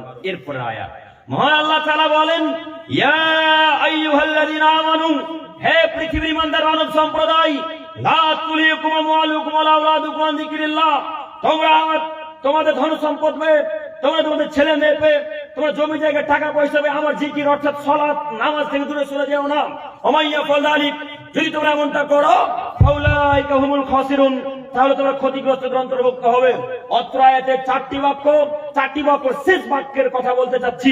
আল্লাহ তাআলা বললেন, পৃথিবীর মানুষ তোমার ছেলেদের পিছনে ছুটে, ধন দৌলতের পিছনে ছুটে, টাকা পয়সার পিছনে ছুটে ছুটে যদি সময় নষ্ট করে আমার সালাত অর্থাৎ জিকির থেকে যদি দূরে সরে যাও, তাহলে তোমরা ক্ষতিগ্রস্তদের অন্তর্ভুক্ত হবে। আপনাদের সকলের কাছে আমার প্রশ্ন, একটা সওয়াল আমি জানতে চাচ্ছি আপনাদের কাছ থেকে। আপনারা সকলে এক বাক্যে উত্তরে বলেন যে পথভ্রষ্ট কারা? যারা সালাত আদায় করে, যারা সালাত আদায় করে তারা পথভ্রষ্ট। আপনারা আবার বলেন ক্ষতিগ্রস্তদের অন্তর্ভুক্ত কারা? যারা ধনের পিছনে ছুটে, যারা আল্লাহকে ভুলে গিয়ে ধন দৌলতের পিছনে পিছনে সময় নষ্ট করলো তারা। ইহুদিরা পথভ্রষ্ট, ইহুদিরা ক্ষতিগ্রস্ত, নাসারারা পথভ্রষ্ট, নাসারারা ক্ষতিগ্রস্ত, হিন্দুরা পথভ্রষ্ট, হিন্দুরা ক্ষতিগ্রস্ত, আপনাদের ঝাড়খণ্ডের সাঁওতালেরা পথভ্রষ্ট, সাঁওতালেরা ক্ষতিগ্রস্ত। আল্লাহ তাআলা বলছেন ছেলের পিছনে সময়কে নষ্ট করে, টাকার পিছনে সময়কে নষ্ট করে যারা আমার জিকির থেকে দূরে সরেছ, ইহুদি খ্রিস্টান সাঁওতালা যেমন পথভ্রষ্ট, ওদেরকে যেমন আমি জাহান্নামে দিব। যারা আল্লাহ জিকির থেকে দূরে সরেছে তাদেরকে আল্লাহ কোথায় দিবেন? জাহান্নামে দিবেন। কোরআন মাজিদের আয়াত। আপনি কি কথা বুঝতে পারলেন? ওরা যেমন জাহান্নামে যাবে, যারা আল্লাহকে ডাকে না, এরা কোথায় যাবে? এরাও জাহান্নামে যাবে। অতএব আপনাকে অনুরোধ জানাচ্ছি নীতি পরিবর্তন করেন। আমরা তো এখন অনেক মানুষ পার্টি করি, পার্টি করেন না? কেউ বিজেপি, কেউ তৃণমূল, কেউ আপনার কংগ্রেস, কেউ সিপিএম ইত্যাদি ইত্যাদি। কত যে পার্টি আছে পৃথিবীতে। যেমন ইসলামের বক্তা যেমন অভাব নেই, তেমন পার্টির অভাব নেই। হ্যাঁ, আপনার বক্তা যা এসে তাই বলে যায়, আপনার পার্টির লোক এসে যা এসে তা বলে যায়। কথা বুঝতে পারে না এনারা, পারছেন না? আপনার বক্তা বক্তব্যের মাঝে বলছে যে আব্দুল কাদের জিলানী রাহিমাহুল্লাহ তার মায়ের পেটের ভিতর থেকে এসে একটা ফকিরকে হত্যা করে দিল। নাউজুবিল্লাহি জালিক। শুনেননি ঘটনা? শুনেছেন? আচ্ছা, আব্দুল কাদের জিলানী যে লোকটাকে হত্যা করলো, তো লোকটাকে এখন হত্যার যোগ্য অপরাধী? আপনারা কি ঘটনাটা শুনেছেন না? নাউজুবিল্লাহ বললেন, শুনেছেন গো? জাহান্নামে যাওয়ার কারণ দেখাচ্ছে আপনাকে। বারবার আমার বিষয়টা মনে মাথায় রাখবেন। আমি বিষয় ভিত্তিক কথা বলতে পছন্দ করি। একটু দেখেন, আব্দুল কাদের জিলানী রাহিমাহুল্লাহ নাম শুনেননি আপনারা?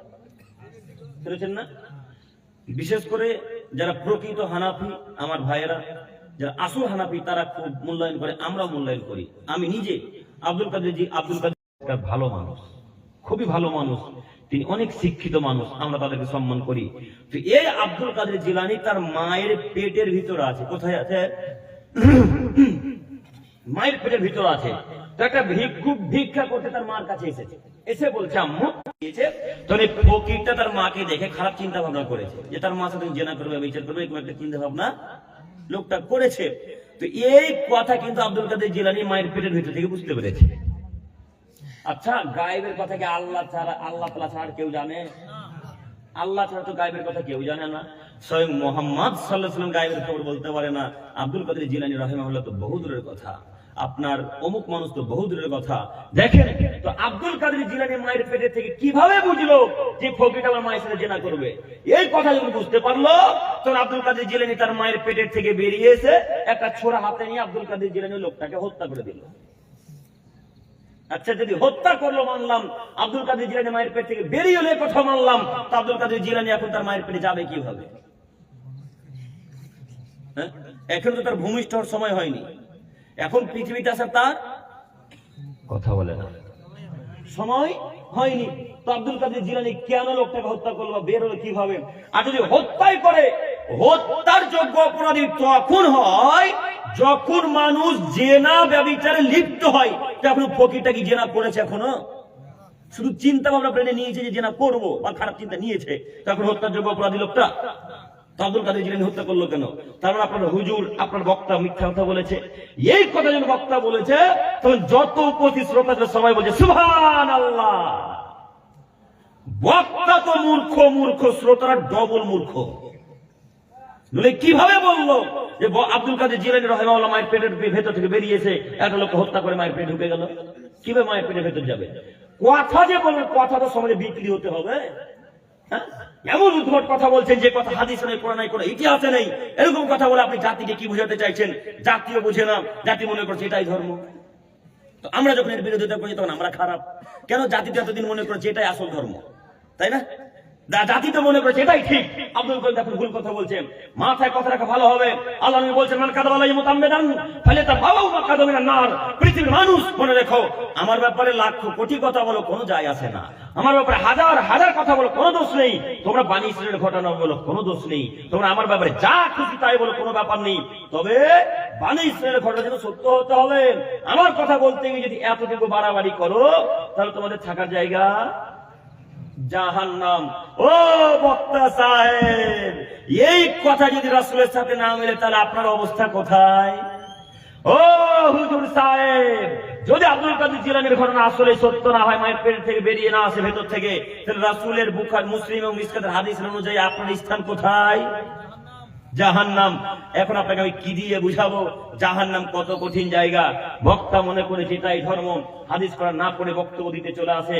তাই বলেছিলাম যে কোনো বক্তব্যের বিষয় বলতে গেলে জাতির সঙ্গে যদি কথা বলতে হয় অন্তত 6 থেকে 7 দিন যাবত পড়া লাগে, তারপরে 2, 3, 5 বার 7 বার 8 বার প্র্যাকটিস করা লাগে, তারপর জাতির সঙ্গে কথা বলতে হয়। যদি ভুল মনে হয় তাহলে বই দেখে দেখে, খাতা দেখে দেখে বলতে হবে, কিন্তু ভুল বলা যাবে না। কেন?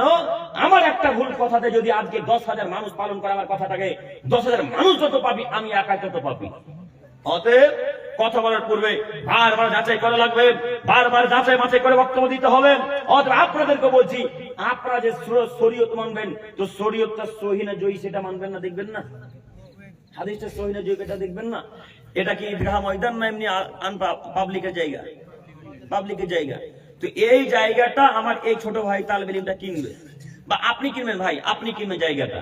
তো জায়গাটা যখন কিনতে যাচ্ছেন তখন কত খোঁজ খবর, এই লোকটার নামে দলিল আছে কিনা, এই লোকটার নামে রেজিস্ট্রি আছে কিনা, এই লোকটার নামে রেকর্ড আছে কিনা, এই লোকটার আসলে জায়গা না ভাউতাবাজি করে বিক্রি করছে, এরকম খোঁজ নেন না আপনারা? সামান্য 1 কাঠা 1 বিঘা জমি নেবেন, তার জন্য এত খোঁজ খবর। আর যে আমল করে জান্নাত যাবেন সেই আমল সহিহ না জয়ী এটা দেখবেন না? তো কেন আপনি যাচাই বাছাই করলেন না? কেন আমল করা শুরু করলেন তার কথাতে? আপনাকে আমি বলিনি আমার কথা মানতে হবে, আমি কোনোদিন আমার কথা মানতে বলিনি কোন জাতিকে, কোন মানুষকে। আমি বলেছি আমার কথা যদি হাদিস কোরআনের সাথে মিলে তাহলে আমার কথা মানবেন, নইলে আমার কথাকে লাথি মেরে দিয়ে উঠোয়ার নদীতে ফেলে দিবেন। আমার কথার এতটুকু মূল্য দিতে হবে না। আমি আব্দুল করিম আমিনুল ইসলাম ছোট মানুষ, এখানে আমার চাইতে অভিজ্ঞ ওলামায়ে কেরাম বসে আছেন, তাদেরকে জিজ্ঞাসা করেন আমার কথা বক্তব্যের সাথে মিলে কিনা কোরআন হাদিসের সাথে। সম্মানিত মুরব্বী সাহেব, আপনি কথা বিশ্বাস করুন। আপনাকে দেখাতে চাচ্ছিলাম জাহান্নামে যাওয়ার কারণ, অনুরোধ রক্ষা করুন। আপনাকে আজকের পর থেকে আপনাকে অনুরোধ করে যাচ্ছি, আজকের পর থেকে আর কোনোদিন আল্লাহর জিকির সালাত ছাড়বো না ইনশাআল্লাহ। ইনশাআল্লাহ আপনি পার্টি করেন, যাই করেন, আমি কোন বাধা দিতে আসি, বাধা দিব না ইনশাআল্লাহ। তো একটা কথা এখানে বলতে চাচ্ছি, আপনারা সবাই বলেন তো দেখি, ফরজ সালাত আদায় করতে কতক্ষণ লাগে? 10 মিনিট। যদি খুব ভালোভাবে আল্লাহকে ডাকেন তো 15 থেকে 16 মিনিট, এর চাইতে বেশি কিন্তু আর সময় লাগবে না। খুব ভালোভাবে যদি আল্লাহকে ডাকেন তো ফরজ সালাত আদায় করতে কতক্ষণ লাগবে ভাই? 15 থেকে 16 মিনিট। 15 থেকে 16টা মিনিট আল্লাহর জন্য মসজিদে এসে ব্যয় করতে পারেন না, নষ্ট করতে পারেন না, কিন্তু পার্টিতে নেমে মিছিল ঠিকই করতে পারেন 3 ঘন্টা। হ্যাঁ, 10 থেকে 16টা মিনিট, 15 থেকে 16টা মিনিট আল্লাহর জন্য ব্যয় করতে পারেন না, কিন্তু পার্টির মিছিলে গিয়ে ঠিকই ব্যয় সময়কে নষ্ট করতে পারেন না? ঘন্টার পর ঘন্টা, ঘন্টার পর ঘন্টা, ঘন্টার পর ঘন্টা চলে যায় পার্টিতে, বোঝাই যায় না সময় কি জিনিস। কেন? শয়তান ব্রেনকে অস করে ফেলেছে, খেয়ে ফেলেছে, তাই বুঝতে পারেন না। আপনাকে বলি, আপনি যে পার্টিতে গেলেন আর ফার্স্ট কাতারে নেমে বললেন অমুক নেতার চরিত্র ফুলের মতো পবিত্র, অমুক এমপির চরিত্র ফুলের মতো পবিত্র, অমুক চেয়ারম্যানের চরিত্র ফুলের মতো পবিত্র। আচ্ছা, আপনি যার চরিত্রের গুণগান গাইলেন, আপনি একবার খুঁজে নিয়ে দেখেছেন তার চরিত্র ভালো না খারাপ? দেখেছেন? দেখেননি। আপনি খোঁজ নিয়ে দেখেন, আপনাদের এলাকাতে হাজারো রাস্তা তৈরি হয়নি, এখনো তৈরি হয়েছে। যদি রাস্তাটা তৈরি হতো তাহলে আমাদের 4 চাকার সামনে দিকে ঠেকতো না, এখানে ওইখানে ঠেকে গেল না গাড়িটা, আমাদের ওইখানে ঠেকে গেল। যদি রাস্তাটা আসলে ভালো থাকতো তাহলে তো মানুষ যাতায়াত এমনিতে অনায়াসে চলতে পারতো। হাজারো রাস্তা এখন পর্যন্ত পরিপূর্ণ মেরামত হয়নি, হাজারো রাস্তা। তো আপনি যে নেতার গুণগান গাইলেন তার চরিত্র এখন কিভাবে ভালো হলো গো? জি, কথা বলে না বেড়া, কথা মানে বুঝে না আমার, আমি তুমি করে বলবো নাকি? তো কথা বুঝতে পারেন না? আপনার নেতার গুণগান কেন গাইলেন? আল্লাহ নবী বললেন ইন্না মিন খিয়ারিকুম আহসানাকুম আখলাকা, আমার নিকট ওই লোকটা সবথেকে ভালো, আমার নিকট ওই লোকটা সবথেকে উত্তম, আমার কাছে ওই লোকটা সবথেকে প্রিয় যার চরিত্র ভালো, যার ব্যবহার ভালো। তা আপনার এমপি সাহেব, আপনার এমএলএ সাহেব, আপনার চেয়ারম্যান সাহেব, আপনার মেম্বার সাহেব রাস্তার কোটি কোটি টাকা পকেটে মেরে খেয়ে এখন তার চরিত্র ভালো হয়ে আছে? হ্যাঁ, আপনাদের টাকা এখনো মেরে খেয়ে তার চরিত্র এখনো ভালো আছে? কেন তার গুণগান গাইলেন? তো আপনাকে যদি আমি এখন অশিক্ষিত বলি তা আমি অপরাধী না আপনি নিজে অপরাধী গো? কেন আপনি চরিত্র গুণগান গাইলেন? যার চরিত্রের বর্ণনা দিবেন তার ব্যাপারে আগে জানবেন সঠিক না বেঠিক, তারপরে গুণগান গাইবেন। আর সাথে সাথে আরো একটি কথা, ভোট পদ্ধতি জায়েজ বা না জায়েজ এটা বলছি না আমি বলতে চাচ্ছি ভোট পদ্ধতিতে নেমে আপনার কি কোনো লাভ আছে? যত লাভ তো সব এমপি এমএলএ মন্ত্রীদের। আপনি কি করছেন? আপনি শুধু 2 পা নষ্ট করে খরচ করে জুতাটাকে ক্ষয় করে বাড়ি আসছেন। আর কিছু আছে আপনার? আপনার না লাভ নেই। কে বলো লাভ নেই? কে বলো লাভ নেই? 2 মুঠা করে বিড়ি ধরিয়ে দিলে তো লাভ। হ্যাঁ, একটা করে মদের বোতল জেডি ধরিয়ে দিলেই তো লাভ আছে। আর এরা তো ওইরকমই মানুষ, একটা করে মদের জেডি বোতল যে ধরিয়ে দেয়, যেখানে যেতে হবে সেখানে যাবে, এখন যেখানে যেতে বলবে। তাই তো এরা পার্টির সামনে থাকে, এরা কখনো জালসাতেও থাকে, এরা কখনো পার্টির সামনে থাকে, কোনো গান বাজানোর স্থানে থাকে, আর দুর্গা পূজার স্থানেও থাকে এরা। সম্মানিত মুরব্বী সাহেব, আমি বলতে চাচ্ছিলাম নীতি পরিবর্তন করেন। জাহান্নাম থেকে যদি বাঁচতে চান, তাহলে আপনি এই দুনিয়াবী কাজকর্ম ত্যাগ করে মুহাম্মদ সাল্লাল্লাহু আলাইহি ওয়াসাল্লামের পদ্ধতি গ্রহণ করেন, আল্লাহর পদ্ধতি গ্রহণ করে, তবে জান্নাত হবে ইনশাআল্লাহ। এরপরের বাক্য, সম্মানিত মুরব্বী সাহেব, বলছিলাম জাহান্নামে যাওয়ার কারণ। এরপর আয়াত, মহান আল্লাহ তাআলা বলেন, পৃথিবীর মানুষ তোমরা মনে রেখো, ওয়াইলুল লিকুল্লি হুমাযাতিল লুমাযা, ধ্বংস সুনিশ্চিত, ধ্বংস অবধারিত, ধ্বংস হবেই হবে ওই সমস্ত মানুষ যারা মানুষকে সামনাসামনি গালি দেয় এবং পিছনে পরনিন্দা, গীবত, পরচর্চা করে। পরনিন্দা বাক্যটা বুঝতে পারলেন? আপনার মনে হয় অনেক বাক্য আমার বুঝতে পারেন, আমি বুঝতে পারছি। কন্যা মানে কি বলেন তো আপনারা? মেয়ে, বুঝতে পেরেছেন? আর পরনিন্দা মানে গীবত করা, বুঝতে পারছেন তো? জি। পরনিন্দা যারা পিছনে করবো তারা ধ্বংসের কথা আল্লাহ বলছেন। কে বলছেন? আল্লাহ। আল্লাহ বললেন যারা গালি দেবে তারা ধ্বংস সুনিশ্চিত, যারা পিছনে পরনিন্দা করবে বা দূরে গিয়ে করবে তারা, তাদের ধ্বংস সুনিশ্চিত। তো আপনাদের এই সূরাটা কার কার মুখস্থ আছে? হাত তোলেন তো। সূরাটার নাম কি ভাই? হুমাজা না নাকি? হুমাজা না স্যার? সূরাটার নাম হচ্ছে হুমাজা, ওয়াইলুল লিকুল্লি হুমাযাতিল লুমাযা। তো এই সূরাটা অন্তত যারা 5 ওয়াক্তের মুসল্লি তাদের প্রায় লোকের মুখস্থ আছে, তাই না চাচা? মুখস্থ নাই? মুখস্থ আছে কথা ঠিক, কিন্তু অর্থ জানেন না। আপনাদের অবস্থা আর জর্দাখোর, গুলখোর, গুটখাখোর, বেদাতি হুজুরদের অবস্থা এক। কিভাবে? জর্দাখোর, গুটখাখোর, বিড়িখোর হুজুরও জানে যে ও মাইয়ুশরিক বিল্লাহ, যারা শিরক করে মারা যাবে, ফাকাদ হারাম আলাইহিল জান্নাহ, তাদের প্রতি জান্নাত হারাম আল্লাহ করেছেন। ওমাহুম নার, তাদের থাকা জায়গা জাহান্নাম। ওমালিক যালিমিনা মিন আনসার, তাদের জন্য কিয়ামতের মাঠে কোনো সাহায্য সহযোগী থাকবে না। এই কথা আপনার হুজুর জানে, কিন্তু একদিন দেখেছেন শিরকের বিরুদ্ধে কথা বলতে? দেখেছেন? একদিন দেখবেন তাদের শিরকের বিরুদ্ধে কথা পাবেন না। একদিন বলবে না শিরকের বিরুদ্ধে কথা। কেন? শিরকের বিরুদ্ধে যদি কথা বলে তো ইনকাম বন্ধ হয়ে যাবে, তাই করবে না। তো তাদের অবস্থা আপনাদের অবস্থা আমরা কাছাকাছি একই মনে করি। তারাও কোরআন তেলাওয়াত করে, অর্থ বুঝে না। আপনিও কোরআন তেলাওয়াত করেন, অর্থ বুঝেন না। ওরাও কোরআন পড়ে, নামাজ রোজা পড়ে, সবকিছু করে, তারা অর্থ বুঝে না। আপনি সালাত আদায় করেন, কোরআন তেলাওয়াত করেন, অর্থ বুঝেন না। যদি অর্থ বুঝতেন অন্তত, তাহলে অন্তত কাউকে গালি দিতেন না। কেন গালি দিচ্ছেন? কেন গালি দিবেন? আপনি গালি দিবেন কেন? মুসলমানের বাচ্চা মুসলমান অন্তত গালি দিতে পারে না। মুসলমান কখনো গালি দিতে পারে না। প্রমাণ একটা আপনাকে দেখাই। আবু হুরায়রা রাদিয়াল্লাহু তাআলা আনহু বলেন, আমি আর আবু বকর সিদ্দিক রাদিয়াল্লাহু তাআলা আনহু আর মুহাম্মদ সাল্লাল্লাহু আলাইহি সাল্লাম কাছাকাছি পাশাপাশি দাঁড়িয়ে আছি। একটু দেখেন চাচা, 3 জন ব্যক্তি পাশাপাশি দাঁড়িয়ে আছেন। তো একটা অশিক্ষিত বেদুইন মানুষ এসে আবু বকর সিদ্দিককে হঠাৎ গালি দিতে লাগলো। কোনো কথা নেই, বার্তা নেই, সালাম নেই, কালাম নেই, কিছু নেই। এসে আবু বকর সিদ্দিককে গালি দেওয়া শুরু করলেন। অকথ্য ভাষায় গালি দিচ্ছেন। তো আল্লাহর নবী আবু বকরের দিকে দেখছেন, বিরক্ত হচ্ছেন। শেষ করে দিই। তো আমি কথা বলছি, আপনারা কথা বলছেন কেন? আপনি যে কথা বলছেন, আমি যে বাক্যটা এখন বলছি না, মাথায় রাখতে পারবেন? পারবেন না।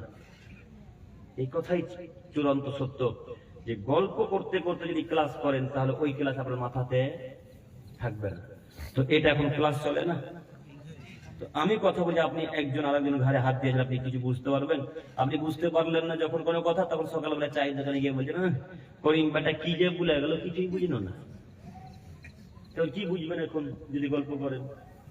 আমি আপনাকে তো হাদিস দেখাচ্ছি। আমি কি এখনো কোনো কাহিনী বলেছি? কারো কাহিনী তো বলিনি, বলার চেষ্টাও করি না। আমি চাই যে জাতি যেন পরিবর্তন হয়, এই জন্য বলছি। আপনি দেখেন, তো আবু বকর সিদ্দিক রাদিয়াল্লাহু তাআলা আনহু দিকে আমাদের নবী মুহাম্মদ সাল্লাল্লাহু আলাইহি ওয়াসাল্লাম তাকাচ্ছেন আর মুচকি মুচকি হাসছেন। আল্লাহ নবীর হাসিটা খুব সুন্দর। তিনি খুব সুন্দর করে হাসতেন। আল্লাহ নবী মুচকি মুচকি আবু বকরের দিকে তাকাচ্ছেন, হাসছেন। আবু বকর কিন্তু কিছু কথা বলে না। এই লোকটার গালির মাত্রা বেড়ে গেল, অকথ্য ভাষায় গালি দিতে শুরু করলেন, অকথ্য ভাষায় নোংরা ভাষায় যখন গালি দেওয়া শুরু করলেন, আবু বকর সিদ্দিক কিন্তু আর সহ্য করতে পারলেন না। সহ্য করতে না পেরে তখন আবু বকর রাদিয়াল্লাহু তাআলা আনহু কোন একটা খারাপ ভাষাতে কথা বলে বসলেন বা গালি দিলেন, যাই হোক কিছু বললেন। তারা তো সাহাবী মানুষ, নোংরা ভাষা বলবেন না, হয়তো কিছু বলেছে যে কথাটা রাসূলের খারাপ লেগেছে। যেমনই আবু বকর কথাটা বলেছে, তেমনই মুহাম্মদ সাল্লাল্লাহু আলাইহি ওয়াসাল্লাম আবু বকরের কাছ থেকে দ্রুত সরে গিয়ে দূরে দাঁড়িয়ে গেছে, অনেক দূরে চলে গেছে। এবার আবু বকরের মাথা খারাপ, ব্যাপারটা কি? এতক্ষণ লোকটা গাড়ি দিচ্ছিল, তোর আমার নবী মুচকি মুচকি হাসছিলেন আর আমার দিকে তাকাচ্ছিলেন, আমি কথা বলা মাত্রই আমার কাছ থেকে নবী চলে গেল, মানে কি যে ব্যাপার বুঝলাম না। তখন আমাদের নবী মুহাম্মদ সাল্লাল্লাহু আলাইহি ওয়াসাল্লামের কাছে আবু বকর সিদ্দিক গেলেন, রাদিয়াল্লাহু তাআলা আনহু গিয়ে বললেন, আল্লাহর নবী ব্যাপারটা কি? লোকটা যখন গালি দিচ্ছিল তখন হাসছিলেন, আমি কিছু বলা মাত্রই, গালি দেওয়া মাত্রই আপনি আমার কাছ থেকে চলে এলেন, যে কি ব্যাপার একটু বলেন না। তখন আমাদের নবী মুহাম্মদ সাল্লাল্লাহু আলাইহি ওয়াসাল্লাম বললেন, শোনো আবু বকর, তোমাকে যখন লোকটা গালি দিচ্ছিল তখন তোমার পক্ষ থেকে একজন ফেরেশতা উত্তর দিচ্ছিল। সুবহানাল্লাহ। আবু বকরের পক্ষ থেকে কে উত্তর দিচ্ছিল? ফেরেশতা গো, ফেরেশতা। কত সম্মানিত মানুষ হলে ফেরেশতা একজনের পক্ষ থেকে কথা বলে। ফেরেশতা তার পক্ষ থেকে উত্তর দিচ্ছিলেন। তাহলে বলেন, আবু বকর শোনো, তুমি যেমনই মুখ দিয়ে কোনো কথা খারাপ বের করেছো, তেমনই ফেরেশতা তোমার কাছ থেকে চলে গিয়ে শয়তান তোমার কাছে চলে এসেছে। আর আমি মুহাম্মদ সাল্লাল্লাহু আলাইহি ওয়াসাল্লাম সেখানে থাকতে পছন্দ করি না, যেখানে শয়তান থাকে, তাই তোমার কাছ থেকে আমি চলে এসেছি। তো অত্র হাদিসের বিবরণ দ্বারা বোঝা যাচ্ছে, মুসলমান কোনদিন কাউকে গালি দিতে পারে? গালি দিতে পারে না। তো আপনি তো দিন রাত গালি দেন, তো দিন রাত। এখানে কোন রাজমিস্ত্রি ভাই আছে? হেড মিস্ত্রি হাত তোলেন, একজন আছেন? হেড মিস্ত্রি ভাই। আপনাকে উদাহরণ দিয়ে বলছি, আপনি যে তাই নয়, মানে আপনাকে উদাহরণটা দিয়ে বলছি, তার মানে আপনি ভাববেন যে আপনি সেই ব্যক্তি। অনেক রাজমিস্ত্রি ভাই আছে, যদি গাঁথনি একটু কম হয়ে যায় তো গালের মাত্রা যে কি পরিমাণে চলে, যেন মনে হচ্ছে সূরা ফাতিহা পড়ছে। হ্যাঁ, যদি প্লাস্টার একটু কম হয়ে যায়, কি যে মুখের ভাষা, মনে হচ্ছে যেন গালে পিএইচডি করেছে, পিএইচডি। এই ভাই এরকম কথা বেরোয় না মুখ দিয়ে? আপনি বলেন, আপনি বলেন, বেরোয় তো? আচ্ছা, আপনি যে মানুষ, কেন গালি দিলেন? আচ্ছা, ওরাও তো মানুষ, রোদ বৃষ্টিতে এত কষ্ট করে কাজ করছে, একদিন কাজ কম হতে পারে, একদিন বেশি হতে পারে, এই জন্য এইভাবে গালি দিতে হবে? আপনি না মুসলিম, আপনি না মুহাম্মদ সাল্লাল্লাহু আলাইহি ওয়াসাল্লামের উম্মত, আপনি তার নীতি অনুসরণ করেন, কেন গালি দিলেন? আনাস ইবনে মালিক রাদিয়াল্লাহু তাআলা আনহু বলেন, খাদামতু নবী সাল্লাল্লাহু আলাইহি ওয়াসাল্লাম আসরিনা, আমি মুহাম্মদ সাল্লাল্লাহু আলাইহি ওয়াসাল্লামের নিকটে 10 বছর গোলামি করেছি। কত বছর? আনাস বিখ্যাত সাহাবী, তিনি বলছেন, আমি রাসূলের নিকট 10 বছর খিদমত করেছি, তার নিকটে থেকেছি। 10 বছরে এক দিনের জন্য, এক মিনিটের জন্য, এক সেকেন্ডের জন্য আনাসকে বললেন না যে আনাস এই কাজটা কেন করেছো, আনাস এটা কেন করেনি, আনাস ভুল করেছো। এই কথা আমাকে এক দিনের জন্য, একবারের জন্য বলেনি। এই কথা আনাস নিজে বলছেন, হাদিস মুসলিম মিসকাত। এবার আপনি বলেন, 10 বছরে যে লোকটা একটা বাক্য খারাপ বলতে না পারে, 10 বছরে যে নবী একটা গালি দিতে না পারে, 10 বছরে যে লোকটা নোংরা কথা না বলতে পারে, আপনি একদিনের জন্য তাকে গালি দিয়ে বসলেন? কেন গালি দিলেন? আপনি গালি দিবেন কেন? গাছটা একটু কম হবে, একদিন বেশি হবে, প্লাস্টার একদিন কম হবে, একদিন বেশি হবে, একদিন কাজ বেশি করে নেবেন, তার জন্য তাকে গালি দিবেন? এখানে যত দিনী ভাইয়েরা আছেন বা রাজমিস্ত্রি ভাইয়েরা আছেন এবং যারা আমাদের আলোচনা শুনছেন বাইরে থেকে, প্রত্যেকটা রাজমিস্ত্রি ভাইদের কাছে আমার অনুরোধ যে আজকের পর থেকে কোন রাজমিস্ত্রি লেবার ভাইদেরকে অন্তত আর গালি দেবেন ইনশাআল্লাহ। এটা একটা জাহান্নামে যাওয়ার কারণ। গালি দিলে মানুষ পথভ্রষ্ট হয়, গালি দিলে মানুষ বড় পাপী হয়। ওই লোকটা যতক্ষণ ক্ষমা না করবে, আল্লাহ আপনাকে ক্ষমা করবে না। অতএব নীতি পরিবর্তন করেন, আজকের পর থেকে আর আমরা গালি দেব না ইনশাআল্লাহ, ইনশাআল্লাহ।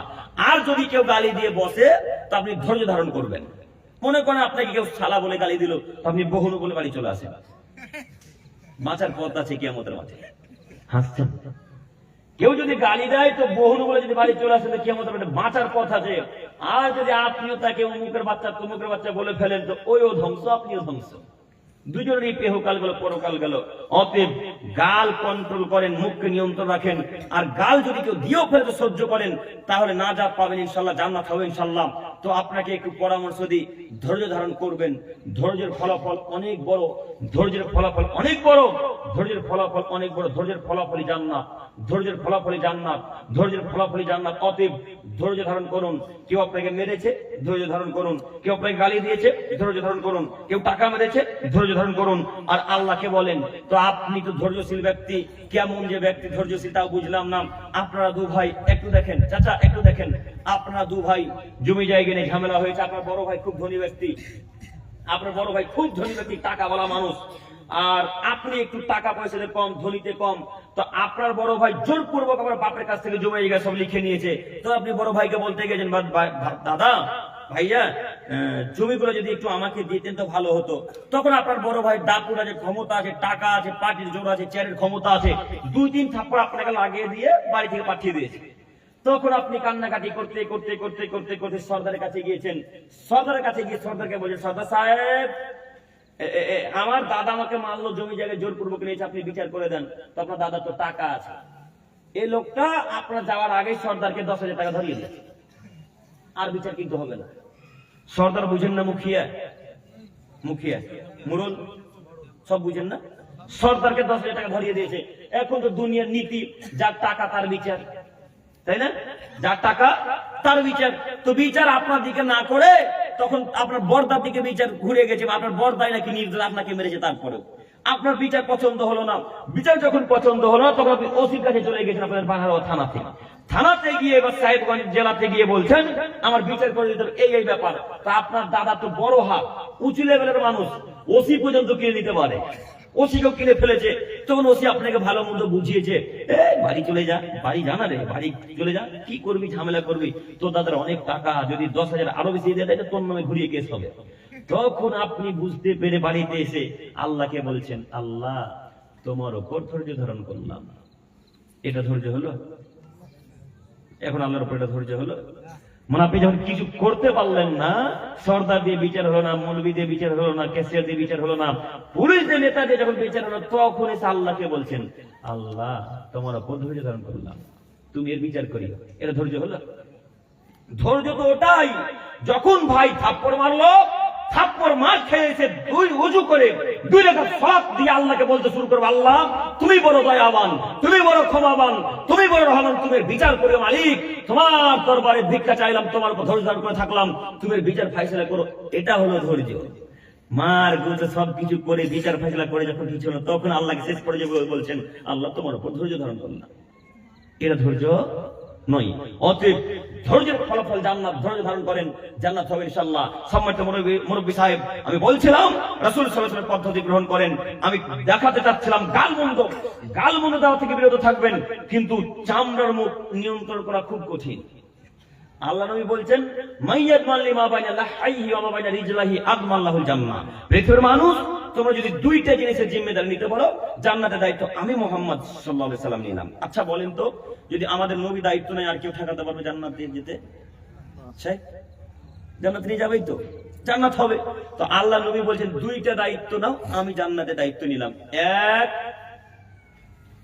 জিহ্বা, 2 লজ্জা স্থান। 2টার মধ্যে লজ্জা স্থানকে কন্ট্রোল করা খুব সহজ, কিন্তু জিহ্বাকে কন্ট্রোল করা খুব সহজ নয়। জিহ্বাকে নিয়ন্ত্রণ করা খুব কঠিন কাজ। তাই তো আমাদের নবী এত কঠিন বাক্য এমনি বলেছেন। তিনি এমনি বললেন 2টা জিনিসের জিম্মেদারি নাও, জান্নাতের জিম্মেদারি আমার। তিনি এমনি বলেননি, আগে পিছে ভেবে বলেছেন। দেখেন, আপনার ভাই আপনাকে গালি দেয়, আপনার বাপ আপনাকে গালি দেয়, আশ্চর্য লাগে তখনই যখন বাপ বেটাকে শালা বলে ডাকে। বাপ বেটাকে যখন গালি দিয়ে ডাকে তখন আশ্চর্য লাগে। তো বাপ যেমন বেটা তেমন, বাপ যখন বেটাকে শালা বলেছে, বেটা তখন বাপকে মুখ ভাষায় গালি দিয়েছে, তখন আপনার মাথা মির্গি, তখন মগজ লড়ে গেছে। আমাকে গালি দিলি, তো আপনি গালি দিয়েছেন, তার জন্য তো শিখলো। তো বেটাকে কেউ গালি দিয়ে ডাকে গো?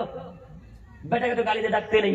বেটাকে নম্র ভাষায়, শুদ্ধ ভাষায়, ভালো ভাষায় ডাকবেন। যে ভাষা ব্যবহার শিখাবেন, সে অনুযায়ী সে অনুপাতে আপনার ছেলে মেয়ে বড়।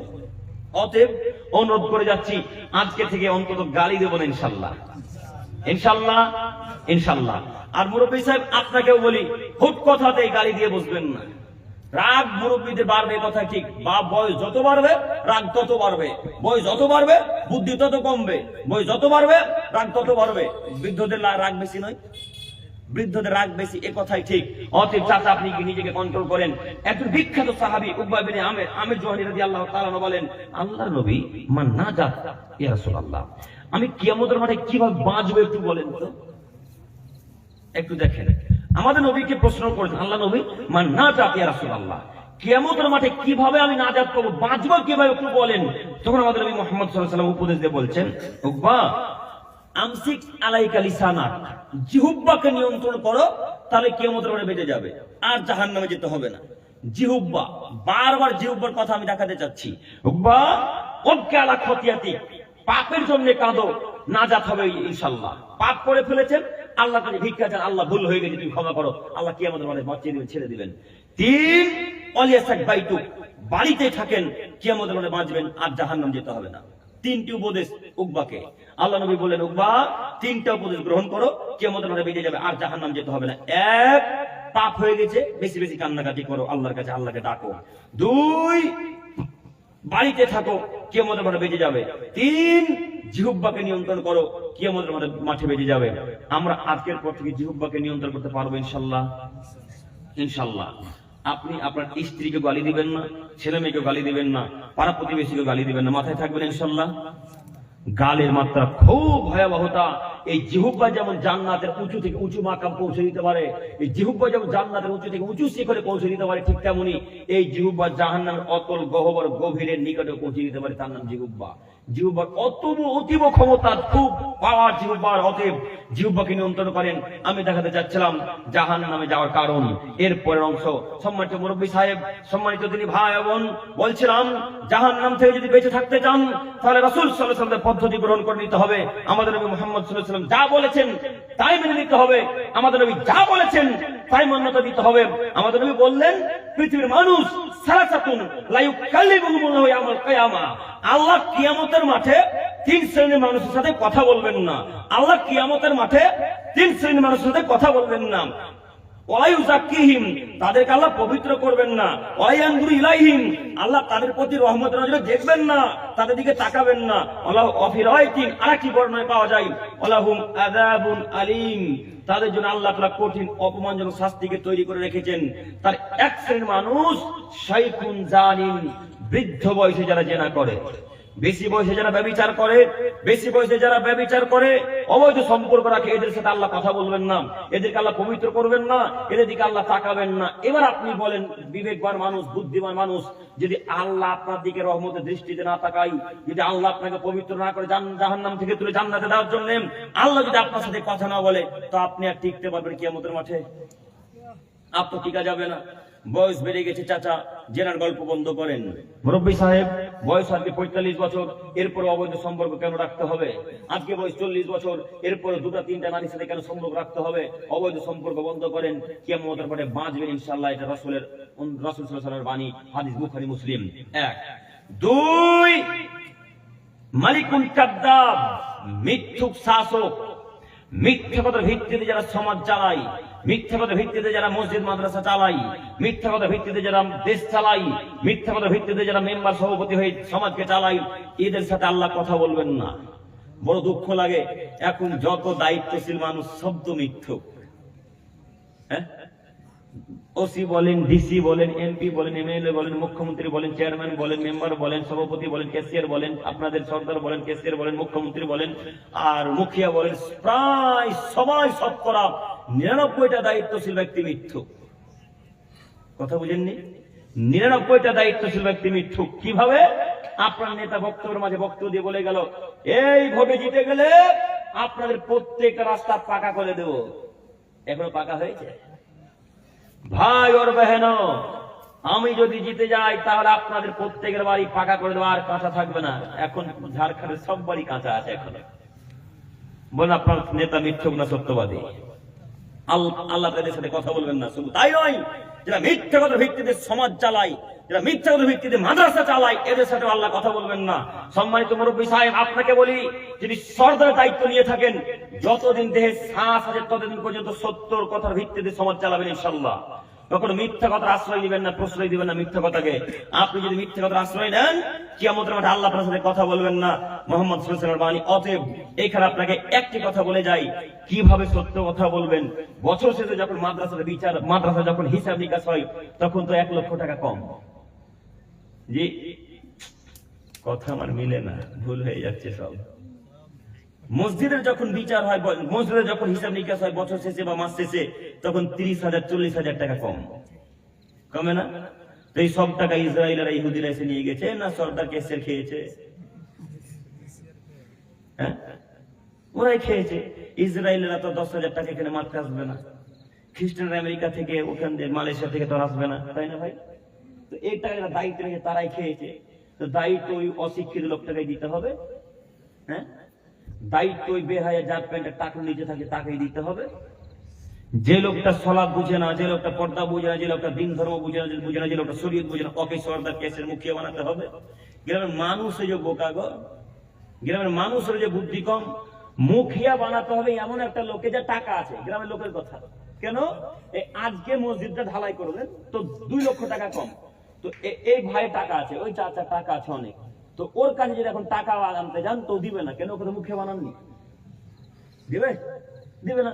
ওকে এখন মুখে করে দেন, 2 লক্ষ টাকা যদি চাইতে যান 2 লক্ষ টাকা, তার পরিবর্তে 4 লক্ষ টাকা দেবে। তাই গ্রামের মানুষ বলছে, রে ওকে দে রে, ওর টাকা আছে, সময় অসময় সুবিধা পাওয়া যাবে, দে যা, ওকে দায়িত্ব দে। তোর গ্রামের সময়, হ্যাঁ রে ঠিকই তো, টাকা যার দায়িত্ব তার, টাকা যার ক্ষমতা তার। তাই তাআলা নবী বললেন, লা তাকুমুস সাত, কিয়ামত ততদিন পর্যন্ত হবে না, হাত্তা ইয়াকুনা সাদুনা ফিদ দুনিয়া লুকাব না লুকাব, যতদিন পর্যন্ত অধমের সন্তান অধম, অযোগ্য ছেলে অযোগ্য, বেহায়ার ছেলে বেহায়া যতদিন পর্যন্ত সমাজে নেতৃত্ব না দিচ্ছে, ততদিন পর্যন্ত কিয়ামত হবে না। শুধু উধুয়া কেন, শুধু মুর্শিদাবাদ কেন, শুধু ঝাড়খণ্ড কেন, সারা পৃথিবীর সমাজকে ঘুরে দেখেন, সারা পৃথিবীর সমাজকে ঘুরে দেখেন, মসজিদ মাদ্রাসা ঘুরে দেখেন, হাজারে নয় লাখে 99,999টা মানুষ যারা দায়িত্ব মানুষ, তারা অশিক্ষিত। যারা দায়িত্ব মানুষ বলছে সরকার ক্যাশিয়ার সভাপতি, তারা অশিক্ষিত। দেখেন, যে লোকটা ক্যাশিয়ার তার প্যান্টে চাকরি নিচ্ছে, যে লোকটা সভাপতি তার স্ত্রী বিনা বোরখা রাস্তাতে চলে, যে লোকটা সভাপতি সে সলাত আদায় করে না, যে লোকটা সহসভাপতি সে লোকটার পরিবারে মদ গাঁজা বিড়ি সিগারেট সব চলে না। তো রাসূলের কথা মিলল, রাসূলের কথা মিলল। আল্লাহ বললেন কিয়ামত ততদিন পর্যন্ত হবে না যতদিন পর্যন্ত অশিক্ষিত আমরা দায়িত্ব পালন না করছে।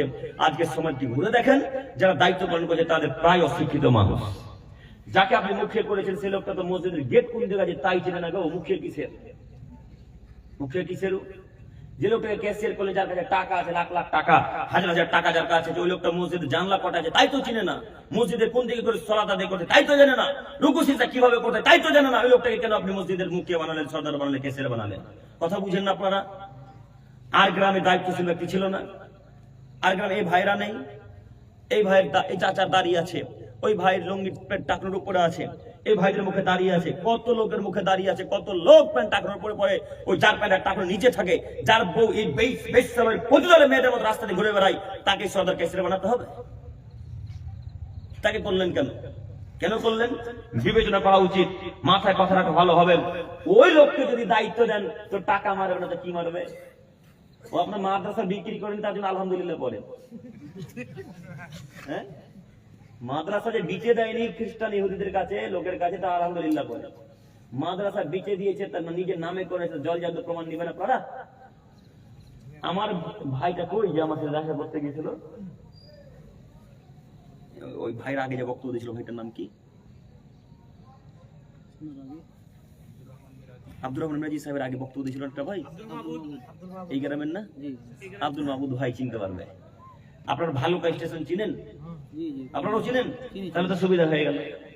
ভালুকা স্টেশনে বক্তব্য দিতে গেছি রমজান মাসের 13 তারিখ, রমজানের রাত্রে। তো মসজিদটা এর চাইতে একটু এই খুঁটি থেকে এখানে হবে, এই পর্দা। তো এর মধ্যে আবার পার্টিশন দেওয়া, এইটুকু মসজিদের মধ্যে পার্টিশন। তো যিনি চাচা সর্দার এখন বর্তমানে, তিনি অশিক্ষিত কিন্তু ইমানদার মানুষ, মানে পড়ালেখা জানে না কিন্তু ভালো মানুষ, নামাজ পড়ে। তো তিনাকে বললাম, দাদু এই কি অবস্থা মসজিদের, এটা কেন? তখন তিনি বলছেন, আর বলিয়েন না, ওরই ভাই। তো কিন্তু ভাই বলে পরিচয় দিতে লজ্জা করছে তিনি। ও বলছে আমি ভাই বলে তাকে মানি না। তো কি হয়েছে? তো তিনি বলছেন যে এই যে মসজিদটা আমরা গ্রামের সবাই অশিক্ষিত, তো আমার ভাইটা একটু শিক্ষিত ছিল, তাই আমরা সবাই গ্রামের লোক ওর হাতে দায়িত্ব তুলে দিয়েছিলাম যে যাও তুমি শামসি বা গাজল যেখানে তোমাদের রেজিস্ট্রি অফিস আছে ওদের আছে, সেখান থেকে তুমি রেজিস্ট্রি করে দিও। তো এরা সব লোক মানুষ বিশ্বাস করে, মসজিদ পাশে 2-3টা রুম আছে মাদ্রাসা, শিশু মাদ্রাসা গুলা। তো এই লোকটা সুবিধা পেয়ে খুব সুযোগের সদ্ব্যবহার করেছে কি, এই লোকটা দেখেছে যখন কোনো লোক নেই তখন মসজিদ আর মাদ্রাসাকে তার নামে তার ছেলের নামে করে নিয়েছে। ওই লোকটা তার ছেলের নামে আর তার নামে মসজিদ মাদ্রাসায় করে নিয়েছে। তো মসজিদ মাদ্রাসা যখন করে নিয়েছে, মাদ্রাসার ঘর আস্তে আস্তে আস্তে দখল করতে শুরু করে, তখন এদের মাথাতে মগজ লড়েছে, পোকা লড়েছে, কি ব্যাপার আমার ভাই কি করে, মাদ্রাসাটা বন্ধ, এক পর্যায়ে বন্ধ হয়ে গেল, তারপরে ঘরে খাট চৌকি সব ভরে দিল নিজে নিজে, তারপরে কোনো তো ব্যাপার আছে। তখন তারা খোঁজ খবর নিয়ে দেখলো যে জায়গা সব আমার ভাইয়ের নাই। তো লোকটা বিশ্বাস করে করেছিল, ওকে দায়িত্ব দিয়েছিল, তো ওই লোকটার কাছে দায়িত্ব দিল, তো ওই লোকটা মাদ্রাসা নিজের নামে করে দিল, অশিক্ষিত বাচ্চাটা। তো এরা বিক্রি করে তার জন্য আলহামদুলিল্লাহ বলেন না গো, বিক্রি করেন তার জন্য আলহামদুলিল্লাহ। অবশ্য এখন কেস করার পরে মসজিদের অর্ধেকটা দিয়েছে, মাদ্রাসার একটা রুম দিয়েছে, একটা রুম তার নামে আছে, মসজিদের অর্ধেকটা তার নামে, এখনো পাখির তোলা আছে, এখন কথা বিশ্বাস না হলে ভালুকা চলে গিয়ে স্টেশন থেকে নেমে ভালুকা স্টেশন যেতে টিকিট বিক্রি করে তার এই উল্টা দিকে চলে যাবেন বাইকে 7-8 মিনিট, তাহলে গ্রামটা পাওয়া যাবে। জি, গ্রামটার নাম আমার মনে নেই, তবে আমার এখনো ফোন নাম্বার আছে তাদের, যদি মনে রাখেন যে আব্দুল করিম ভাই মিথ্যা কথা বলছে, তাদের ফোন নাম্বার নিয়ে জিজ্ঞাসা করেন। সম্মানিত মুরব্বী সাহেব, আপনাকে অনুরোধ জানাচ্ছি নীতি পরিবর্তন করেন, এরকম নীতি যেন আমাদের এই আহলে হাদিস এলাকাতে না থাকে। ইনশাআল্লাহ থাকবেন ইনশাআল্লাহ।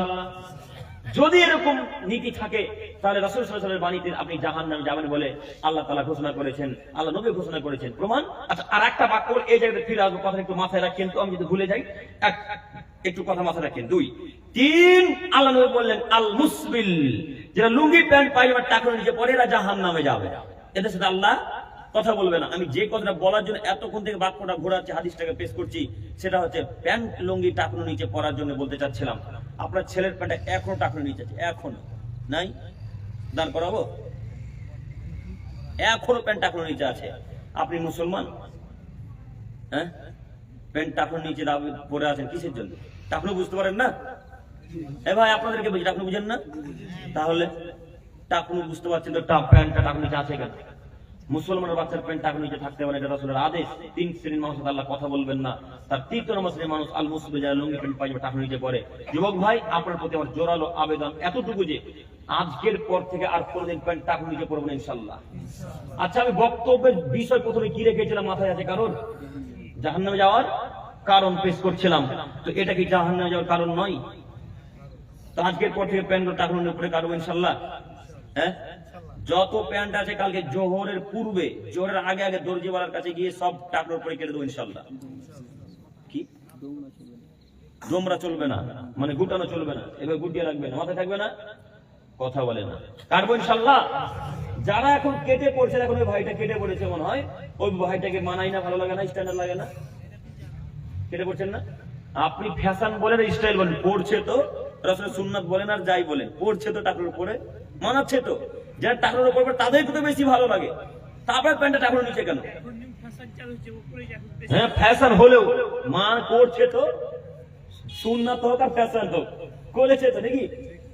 এটা যদি করে তাহলে যৌন ক্ষমতা বাড়ে, যৌন ক্ষমতা বেশ। বর্তমান নাসার বৈজ্ঞানিকরা প্রমাণ করেছে, এই যে সিটদাড়ি দেখতে পাচ্ছেন না, এই যে এই মেন হাড্ডিটা, এই সিটদাড়িতে সব থেকে বেশি যৌন ক্ষমতা থাকে পুরুষদের, আর এই টাকনোতে, এই টাকনোতে যত হাওয়া বাতাস লাগবে তত যৌন ক্ষমতা বৃদ্ধি পাবে। এই কথা আজকে বৈজ্ঞানিকরা বললো, আর আমার নবী কত বছর আগে বলেছে? 1450 বছর পূর্বে। তো এখন তারা সত্যতা প্রমাণ পেশ করছে। তো আমরা বৈজ্ঞানিকের কথাতে বিশ্বাসী না, আমরা কার কথা বিশ্বাসী? মুহাম্মদ সাল্লাল্লাহু আলাইহি ওয়াসাল্লামের কথাতে বিশ্বাসী। আজকের পর থেকে আর এই প্যান্ট টাকনো নিচে থাকবেন ইনশাআল্লাহ, ইনশাআল্লাহ। আমি ওই বাক্যে ফিরে গেলাম আবারও। আমাদের নবী মুহাম্মদ সাল্লাল্লাহু আলাইহি ওয়াসাল্লামকে একটা গোলাম উপহার দেওয়া হয়েছিল। আমি কথাটা বলতাম না, যেহেতু দায়িত্বের কথা এলো, যখন চুরি ডাকাতির কথা চলে এলো একটা কথা বলেই যাই, না বললে হয় না। চুরি ডাকাতি বিষয়টা যে কত ভিন্ন, একটা কথা শুধু মাথায় রাখেন, যে 10,000 টাকা চুরি করেছে আপনাদের সর্দার ক্যাসের মুখে, যেই হোক না কেন, এতটুকু শুধু মনে রাখবেন, মনে থাকবেন ইনশাআল্লাহ। এইটুকু মনে রাখেন, এই কথাটা পেশ করবো এক্ষুনি। আবু হুরায়রা রাদিয়াল্লাহু তাআলা আনহু বলেন, মুহাম্মদ সাল্লাল্লাহু আলাইহি ওয়াসাল্লামকে একটা গোলাম উপহার দেওয়া হয়েছিল।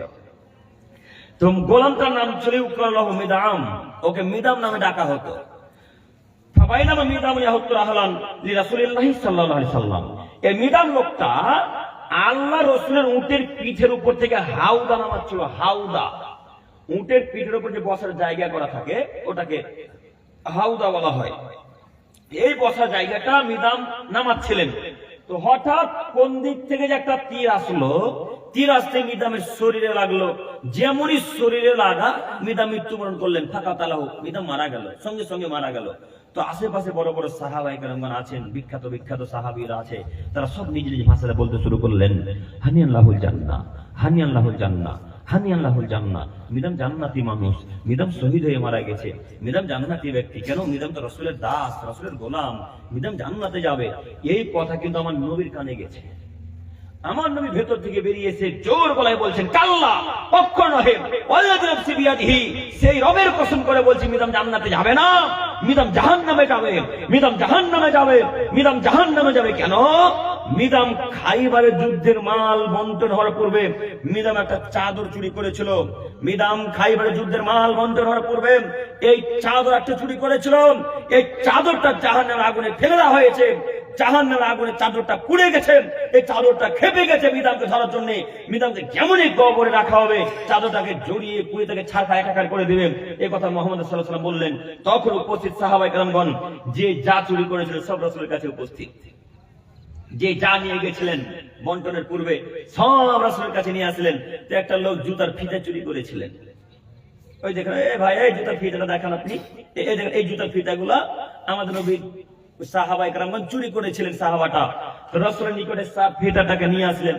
ফিতাটাকে নিয়ে এসে রাসূলের নিকটে দিয়ে দিচ্ছেন। এইভাবে দিয়ে বলছেন, আল্লাহ নবী, এই নেন ফিতা, এই নেন।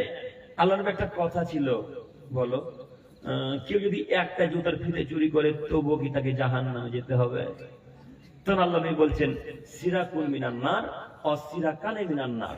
কেউ যদি একটা জুতার ফিতে চুরি করে তবুও তাকে জাহান্নামে যেতে হবে, কেউ যদি দুটো জুতার ফিতে চুরি করে তবুও তাকে জাহান্নামে যেতে হবে। হাদিস মুসলিম ও মিসকাত। এবার আপনাকে বলি, এই জুতার ফিতের দাম কত ভাইয়ের? কথা বলেন। 20 টাকা, 30 টাকা, সর্বোচ্চ 50 টাকা ধরেন। চাইনা জুতাগুলোর ফিতার দাম বেশি এখন। সর্বোচ্চ কত বললাম? 50 টাকা। একটা জুতার ফিতা চুরি করার কারণে যদি সাহাবীদেরকে জাহান্নামে যেতে হয়, আপনার সর্দার কেসে 10,000 টাকা মেরে খেয়ে জান্নাতুল ফেরদাউস যাবে। হিসাব পান না আপনি? শরীয়ত কাকে বলে বুঝেন না? সহিহ মুসলিম মিসকাতের হাদিস মিথ্যা হবে না তো কোনোদিনও। কেন আপনি বুঝলেন না? দায়িত্ব নিলেন কেন? কেন দায়িত্ব নেবেন যদি দায়িত্ব পালন না করতে পারেন? দায়িত্ব কত করে আপনাকে আমি কি দিয়ে বুঝাবো? আল্লাহ নবী বলেন, মান জুইলা কয়দিন বাইনা নাস ফাকা জুবাই বিগরি সিকিন, যাকে দুইজনের মাঝে বিচার নির্ধারণ করা হলো তাকে ছুরিবিহীন জব করলো। ছুরিবিহীন, ছুরি ছাড়া মানুষকে হত্যা করা হয়? তারপর আল্লাহ নবী বললেন, ছুরিবিহীন মানুষ তাকে হত্যা করে, যাকে দায়িত্ব দিল। কেমন করে? যদি এই চাচাকে দায়িত্ব দেন বিচারকের, তো চাচা যদি হক বিচার করে তো আমার কাছে চাচা হবে খারাপ, আমি অপরাধী, আমি দোষী ব্যক্তি। তো চাচা যদি হক বিচার করে আমি চাচাকে দেখতে পারবো থেকে? পারবো না। চাচা যদি না হক বিচার করে, খারাপ বিচার করে, তো চাচা এখন আল্লাহর কাছে হবে খারাপ। তো চাচা এহ কালো গেল, পরকালে গেল না? কথা বলে না? দুইটাই নষ্ট। তাই বিচারপতি এত সহজ হতে যাবেন না। তা আপনি তো মনে করেছেন চেয়ারে বসে থাকার নামই ক্ষমতা। যে করে হোক চেয়ার দখল করতে হবে, আসন গ্রহণ করতে হবে। তাই আপনি কেটে কুটে হোক, হত্যা করে হোক, গুলি করে হোক, বম চার্জ করে হোক, যাই করে হোক, ক্ষমতা থাকার জন্য প্রস্তুতি নিয়ে আছে। অতএব আমি বলতে চাচ্ছি, হে আমার চাচাগণ, হে আমার মুরব্বী সাহেব, আজকের পর থেকে এই চুরি ডাকাতি আর করবো না ইনশাল্লাহ। আজকের পর থেকে মসজিদ মাদ্রাসার টাকা আর মেরে খাবো না ইনশাল্লাহ। শুধু মসজিদ মাদ্রাসা কেন, যত ফকির মিসকিন ইয়াতীমদের টাকা আরো মক্কা মদিনা থেকে আসছে, এদের টাকাও মারবো না। বলতে গেলে তো লজ্জা লাগে, বলতে খুব খারাপ লাগে, কিন্তু না বললেও নাম নিচ্ছি না। তবে যারা নিজেকে এখন বড় বড় মানুষ নিজেকে দাবি করছে, আমার চাইতে শেখ ভালো বলতে পারবে, যারা নিজেকে বড় বড় দাবি করছে, তারাও মক্কা মদিনা টাকা আসছে যেই পরিমাণে, সেই পরিমাণে টাকা মসজিদ মাদ্রাসায় বুঝিয়ে দেয় না, তাই না শেখ? বুঝিয়ে দিচ্ছে। যদি নাম নিতে শুরু করি তাহলে আজকে তাদের কাছে আমরা হব খারাপ, আপনাদের কাছে হব খারাপ। আপনারাও বলবেন, এত বড় লোক, এত বড় মানুষ এই কাজ করতে পারে, এত বড় মানুষ এই কাজ করতে পারে? আপনি খোঁজ নিয়ে দেখেন, আমাদের কথা বিশ্বাস করতে হবে না। আমরা কারো নাম নিয়ে কথা বলতে রাজি নয়, এখন পর্যন্ত কারো নাম নিয়ে কথা বলিও নি। তাই বলছি, যারা আরব আমিরাতের টাকা ভারতবর্ষে সাপ্লাই দেয় বা যারা এজেন্টগিরি করছে, এজেন্সি করছে, খোঁজ খবর নিয়ে দেখেন, যদি তারা দেয় $100, এখানে দেয় $10 বা $30, বাদ বাকি সব ডলার তার পকেটে। তো বলেন ওই লোকটা এখন হারামখোর না হালালখোর? হারামখোর। তো এই লোকটা জুতার ফিতা চুরি করার কারণে যদি জাহান্নামে যায়, তো জান্নাত যাবে নাকি এখন? তো আপনাদের আমি অনুরোধ করে যাচ্ছি, যে কোনো দায়িত্ব পালন করার পর আগে যাচাই বাছাই করেন, এই দায়িত্বটা পালন করতে পারবো না আমার উপর কঠিন হয়ে যাবে, আমি কি পারবো না আমার উপর কঠিন হয়ে যাবে, এই ভেবে আজকে থেকে আমরা পালন করবো ইনশাল্লাহ। ইনশাল্লাহ আমি বক্তব্য লং করছি না, কাছাকাছি 1টা বেজে গেল। শেষ করি না, অনেক বাড়ি যেতে সকাল হয়ে যাবে। তাই নাকি? কোথা থেকে? এটাই অনেক দূর। আমি 200 কিলোমিটার পথ অতিক্রম করে এসেছি ভাই, আমার বাড়ি যেতে যেতে ভয়। আপনারা বললেন 10:30 দেবো, এত রাত্রে, অনেক রাত্রি হয়ে গেল। ফজরে উঠবেন তো ইনশাল্লাহ? তাহলে একটা নাকি ইনশাল্লাহ। সম্মানিত মুরব্বী সাহেব, আমি যে কথা বলতে গিয়ে বাইক সাইকে বাবা জিজ্ঞাসা করছিলাম যে এরকম মানুষ পৃথিবীতে অনেক নাই? আছে তো। আপনাদের ঝাড়খণ্ডে কত নিবেন? হ্যাঁ, কথা বুঝতে পারেন না ভাই আপনি? ঝাড়খণ্ডে কত নিবেন? এই ভাই আমার থেকে ভালো জানে, আমার সাথে ভাই থাকে, আমাদের সাথে মাঝে মাঝে থাকে। তো এই ভাইয়ের সাথে আজকে মোটামুটি 1-1.5 বছর পর দেখা হলো।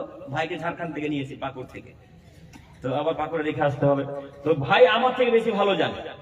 তো আপনারা যদি এরকম কাজকর্ম করেন, শুধু ইমামদেরকে দোষান, ইমাম সাহেবকে সব টাকা দায়িত্ব দিয়েছেন, 10 টাকা দাম, কত কথা, ইমাম সাহেব হারামখোর, ঘুষখোর, কত কথা বলেন।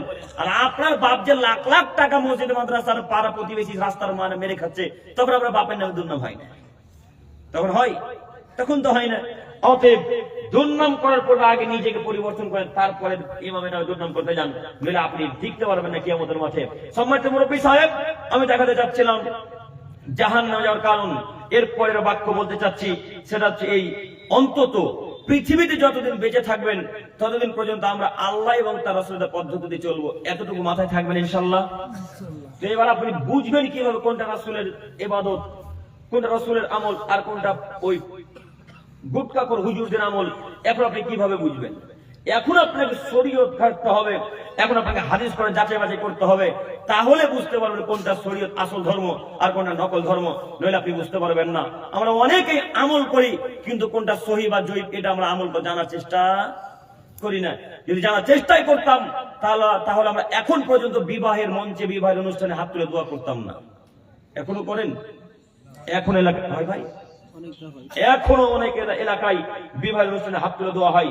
যদি আমরা যাচাই বাছাই করতাম, তাহলে আমরা ওই 2 জায়গাতে বিবাহ পড়াতাম না, মানে ছেলের কাছে বিবাহ পড়াতাম না, মেয়ের কাছে বিবাহ পড়াতাম না। যদি আমরা জানতাম মেয়ের কাছে বিবাহ করা যায়, মেয়ের কাছে বিবাহ করা যায় না, মেয়ের কাছে বিবাহ করা হারাম, মেয়ের কাছে বিবাহ করা হারাম, মেয়ের কাছে বিবাহ করা হারাম। আপনার মেয়ের কাছে বিবাহ পড়াতে যাচ্ছে হুজুর, যাচ্ছে উকিল বাপ, যাচ্ছে উকিল বাপ। উকিল বাপ বুঝেন না?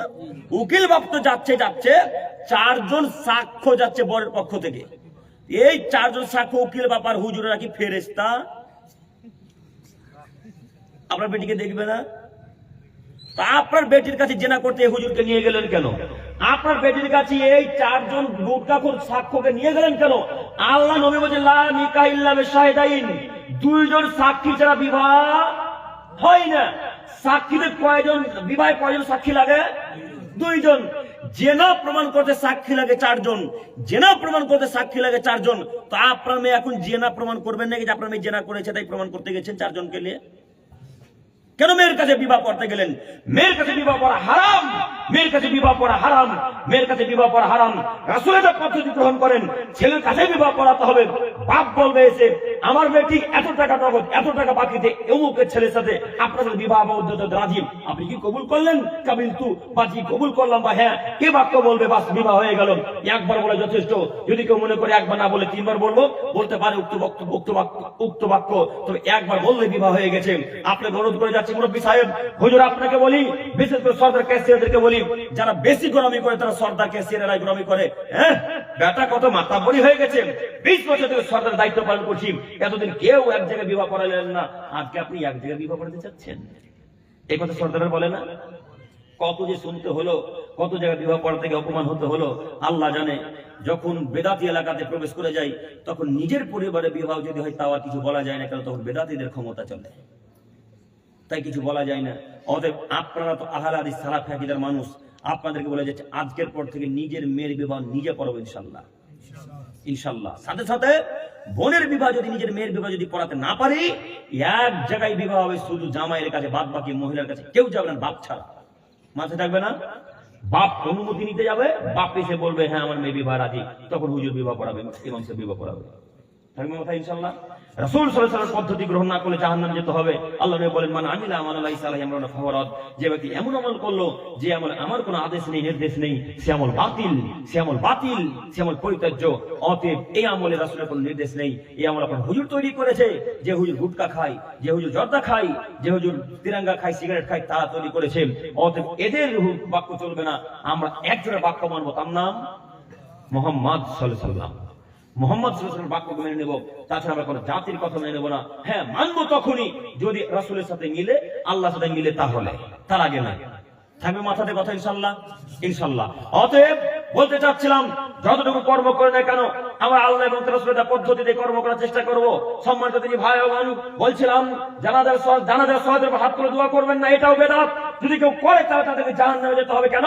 আমাদের নবী মুহাম্মদ সাল্লাল্লাহু আলাইহি ওয়াসাল্লাম যখন ওই কিয়ামতের মাঠে সুস্বাদু পানি পান করাবেন, কাতারবদ্ধ হয়ে লাইন দিয়ে, সব লম্বা লাইন, সব একের পর এক মানুষ পানি পান করতে আসবে রাসূলের নিকটে। সবাইকে রাসূল সাল্লাল্লাহু আলাইহি ওয়াসাল্লাম পানি পান করাবেন, পিয়ালা দিয়ে, কাপ দিয়ে বা বদরা দিয়ে, যেটাই হোক না কেন, পাত্র দিয়ে পানি পান করাবেন। এই পানি পান করতে এক পর্যায়ে একটা বেদাতি লোক আসবে। বেদাতি লোক যেমনই আসবে তেমনি একটা ফেরেশতা বলবেন, আল্লাহ নবী কি করছেন? এই লোকটা আপনার মৃত্যুর পরে নতুন নতুন ইবাদত চালু করেছিল। আল্লাহ নবী, আমার মৃত্যুর পরে নতুন নতুন কথা চালু হয়েছিল ইসলামের মধ্যে। আল্লাহ নবী, আপনি যা করেননি তা এরা করেছিল, আপনি যেটা বলেননি তা এরা বলেছিল, আপনি কি পানি দিয়েন না? এ তো বেদাতি মানুষ, এ তো বেদাতি মানুষ। এর উপর আল্লাহর অভিশাপ, এর উপর ফেরেশতা মণ্ডলের অভিশাপ, এর উপর সারা পৃথিবীর মানুষের অভিশাপ, একে পানি পান করায়েন না। তখন আল্লাহ নবী বলবেন, সুহকান সুহকান সুহকান, দূর হয়ে যাও, চলে যাও, দূর হয়ে যাও। এ কথা মুহাম্মদ সাল্লাল্লাহু আলাইহি ওয়াসাল্লাম বলবেন। এবার আপনি বলেন, সভা সমিতির পর যে হাত তুলে দোয়া করছেন, এটা কি রাসূল সাল্লাল্লাহু আলাইহি ওয়াসাল্লামের সুন্নাত না বেদাত? বেদাত। বিবাহের পর হাত তুলে দোয়া করলেন, বলেন এটা সুন্নাত না বেদাত? জানাজার সালাতে যে দোয়া করা শুরু করলেন, এটা বলে সুন্নাত না বেদাত? আপনার হুজুর নিনজা টেকনিক বের করেছে, নিনজা টেকনিক। নিনজা টেকনিক বুঝেন? মাটি দেওয়ার পর এখন লোক কিন্তু থাকে না গোরস্থানে, থাকে? মাটি দেওয়ার পর সব যে যার বাড়ি, যে যার কাজে, দোকানে চলে যায়, তাই না? তখন হুজুর আপনাকে বুঝেছে, আরে তোর বাপ মরে গেছে, তোর বাপের কবর যেমনই দিলি লোক একটাও থাকবে, সব চলে যাবে। তোকে একটা পরামর্শ দিচ্ছি, শোন। তো তুই তোর বাপের জানাজাতে গিয়ে দাঁড়িয়ে বলবি যে এই কাতারেই দোয়া হবে, কেউ কাতার ভঙ্গ করবেন না। তখন আপনি বলে দিলেন এই কাতারে দোয়া হবে। আপনারা তো মূর্খ মানুষ, আপনারা মনে করেছেন হ্যাঁ এখানে দোয়া হয়ে গেলে একই তো ব্যাপার, তখন দোয়া এইভাবে করলেন, কাতারবদ্ধ হয়ে দোয়া করেনি, করলেন এক কাতারে সবাই, করেছেন না? কত সুন্দর টেকনিক। আপনার হুজুর যদি এই বুদ্ধিগুলা সহি হাদিস কোরআনে মিলাতো, তাহলে কত বড় যে হতো। এই টেকনিক গুলা যদি কোরআন হাদিসের সাথে বাক্য মিলিয়ে বলতো, তাহলে কত যে বড় হতো। শুধু যুক্তি পেশ করে তারা, হাদিস কোরআন নাই, যুক্তি। যুক্তিতে ধর্ম চলে না। ধর্ম কিসে চলে? প্রমাণ দিয়ে, কোরআন হাদিস দিয়ে চলে। কথা বুঝতে পারেননি?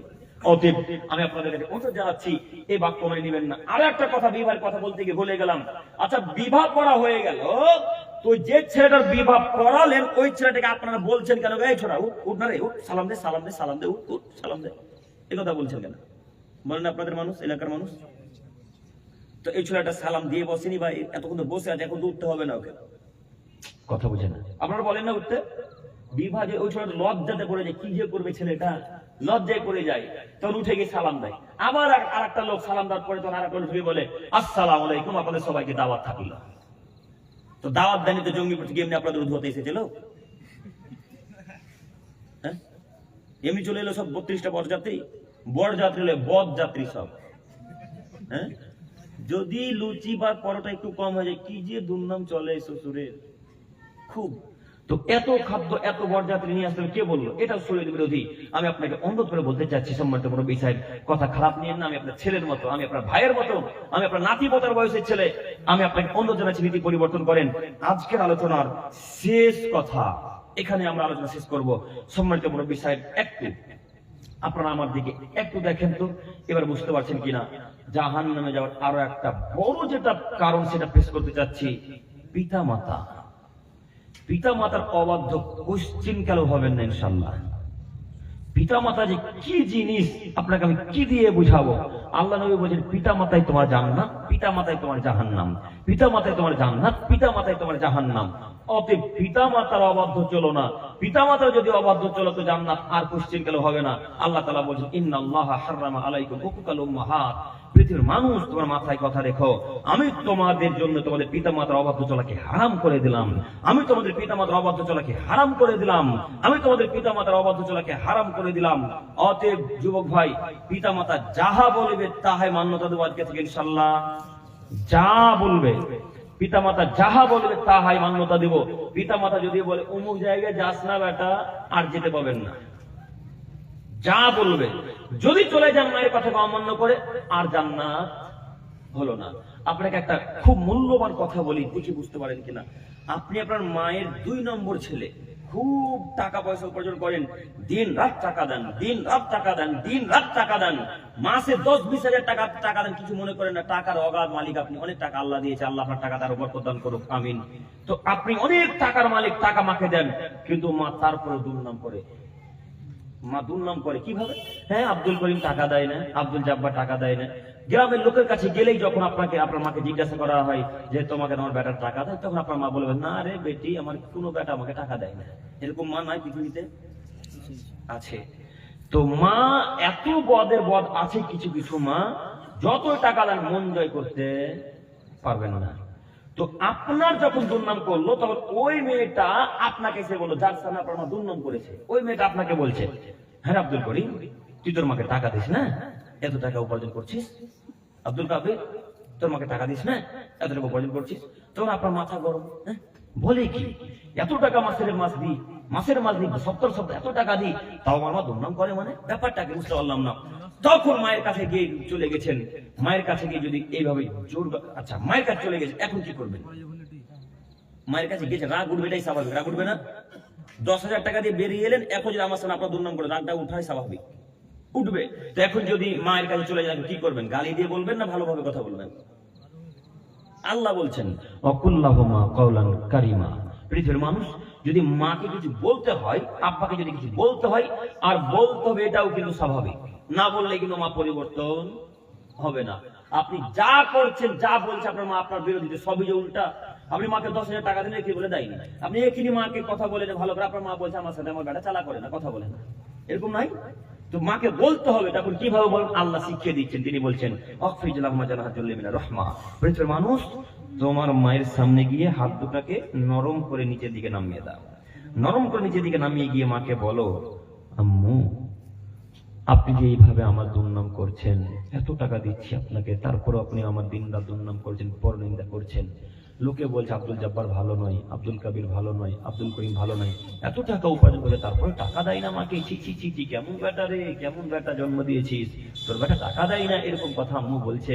তো আমাদের শুনে ব্রেনে খারাপ লাগছে, আমার ইতস্তত লাগছে, লজ্জা লাগছে আম্মু। তো এই কথা না বললে হয় না, এতটুকুই শুধু কথা, আর বাড়তি কথা বলতে পারবেন, এতটুকু। এর চাইতে যদি জোরে বলা হয়ে যায়, আর তাহাজ্জুদে জান্নাত হবে না, এর নাম মা। অথচ মা কিন্তু অপরাধী, মা কিন্তু অপরাধী, আপনি নির্দোষ। যদি বাক্য এইভাবে গিয়ে বলে দেন, মা কি ব্যাপার, এখানে তো 10,000 টাকা দিয়ে এলাম, আপনি আমার দুর্নাম করেন, মানে কি ব্যাপার, পেনশনটা কি, আপনি এখনই পরিবর্তন হলে আপনাকে বাড়ি থেকে তাড়িয়ে দেবো, এই কথা যদি বলে দেন একবার, আর মা যতদিন ক্ষমা না করেন ততদিন আল্লাহ ক্ষমা করবে না। তো আজকের পর থেকে মাকে মান্যতা দেবো ইনশাল্লাহ। মা বদ এ কথা মেনেই মার কথা মান্যতা দিতে হবে। মা যত যাবতীয় নোংরা কথাবার্তা বলবে, সব কথাকে ওষুধ মনে করে পানির সাথে গিলে খেয়ে নেবো ইনশাল্লাহ। পারবো না? পারবো না? পারবো তো। আল্লাহ নবী বলছেন, লা ইয়াদখুলুল জান্নাতা আকুন, পিতা মাতার অবাধ্যকারী ছেলে মেয়ে জান্নাতে যাবেন, এরা জাহান্নামে যাবে। আমি পেশ করেছিলাম জাহান্নামে যাওয়ার কারণ, তার এটি একটি বড় কারণ। এখন বর্তমান যারা যুবক, বিশেষ করে যারা 18, 19, 20 বছর, 22 বছর, 20 বছরের ছেলে, এরা মাকে মানেই না। এরা মনে করেছে মা না মা পায়ের তলে থাকবে, এটা আমাদের কথা। তাই তো যুবক ভাইরা মানে না। আমাদের ভাই বলেন আর আপনাদের ভাই বলেন, মাকে মান্যতা কেউ দিই না আমরা, হাজার মানুষ, তাই না? আমার কথা মিলছে ভাই? তো আজকে থেকে মায়ের কথা মানবো ইনশাল্লাহ, মাকে মান্যতা দিব, যা বললো মা তাই মানবো ইনশাল্লাহ। ইনশাল্লাহ বলি ইনশাল্লাহ। আমরা অনেকক্ষণ কথা বললাম। আল্লাহ তোমার তো দয়ার, তুমি তো দয়ার সাগর, তোমার তো দয়ার শেষ নেই, তুমি ক্ষমার সাগর, তোমার ক্ষমার শেষ নেই। সবকিছু চেয়ে তোমার কাছে ভিক্ষা চেয়েছি আল্লাহ। উপস্থিত মঞ্চে যত লোক ছিল, এখন পর্যন্ত আছে, সকলের পাপকে ক্ষমা করো। সকলে বলি